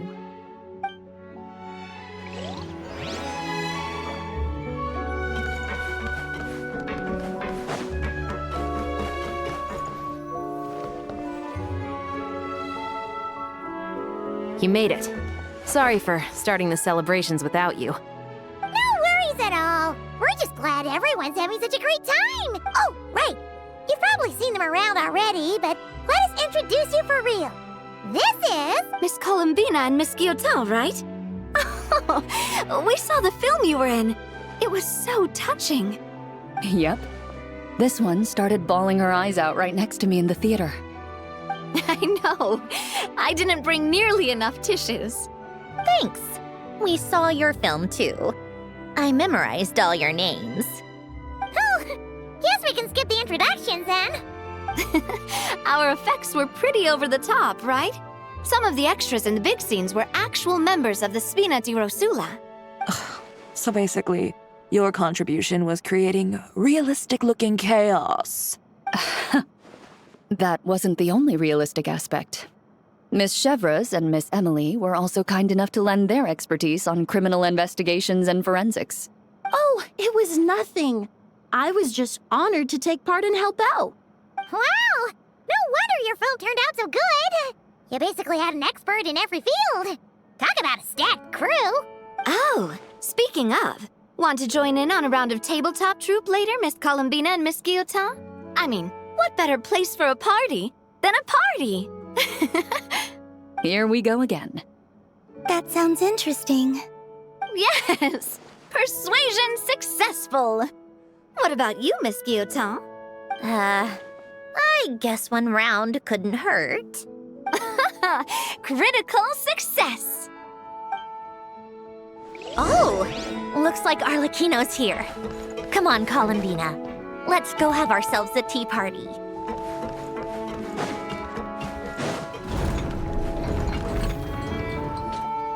Well, it's been quite some time since the three of us gathered to drink tea like this. Yes, but your tea is as good as ever, Sandrone. Of course it is. The pastries you brought aren't half bad either, Arlecchino. I'm glad to hear it. Are they to your liking, Miss Farina? If I remember correctly, this particular cake is your favorite. Yes, thank you. The tea and pastries are absolutely delicious. I can't believe I'm casually sipping tea with 3 harbingers. Or are some of them former harbingers? Who knows? Due to diplomatic reasons at the time, our last tea party was rather tense, wasn't it, Miss Farina? You have my apologies. But this is simply a casual gathering of close friends. So I do hope you can relax and enjoy yourself. Of course! I appreciate the hospitality, in both cases. Next time, let me be the one to treat all of you. I'm sure we'd all be delighted to have you join us more often. The same goes for you two. Of course we should do this again! We've all been through thick and thin together by this point. This is nice, Sandrone. It reminds me of the happy times back in Snezhnaya, when things were so lively. Yeah. To be honest, I never thought these gatherings would feel this lively ever again. Well, I think I speak for all of us when I say we're truly glad you're back, Sandrone. Me too. I've realized that holding on to what matters doesn't just mean protecting what you already have. By reaching out and striving for something new, you can gain much more than you think. No, that certainly doesn't sound like something the old you would say. Well, I'm only going to say it once, so don't get used to it. Who knows? Perhaps your tea parties will only get livelier from here on out. Once you return to the Fatui, we'll have more opportunities to keep in touch in any case. I want to spend more time together too. But I don't want to go back to the Fatui. Well, Notcry isn't too far from Snezhnograd. It shouldn't be hard to find a place where we can all get together. Oh, and then I can sing for you, or put on some of your favorite music, just like the old days. Speaking of music, I spotted a mechanical piano below deck. Is it yours, Miss Guillotin? Yes. Reclaimed, I suppose you could say. Why don't you play something for us? Huh? In front of all these people? Yes, why not? You play so well. Yeah, come on! Just a little, please? For the love of... Fine! One piece, and that's it.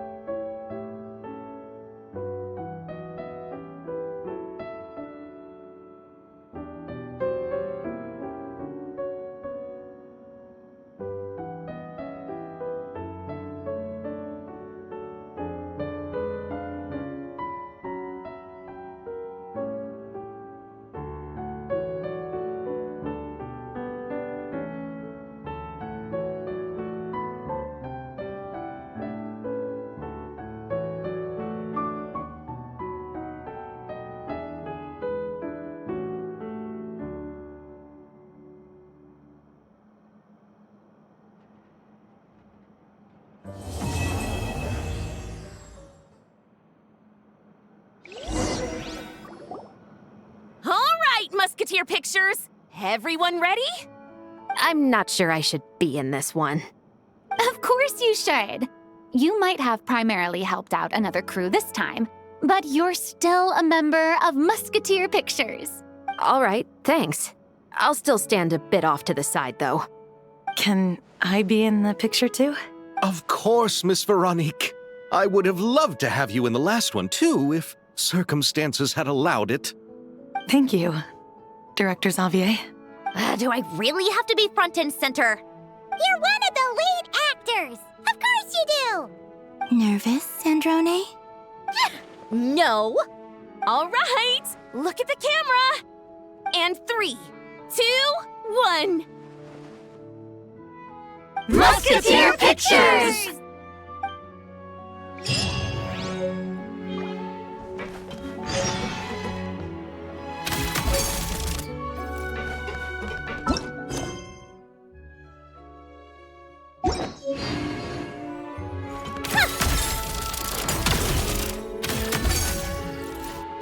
Gotcha!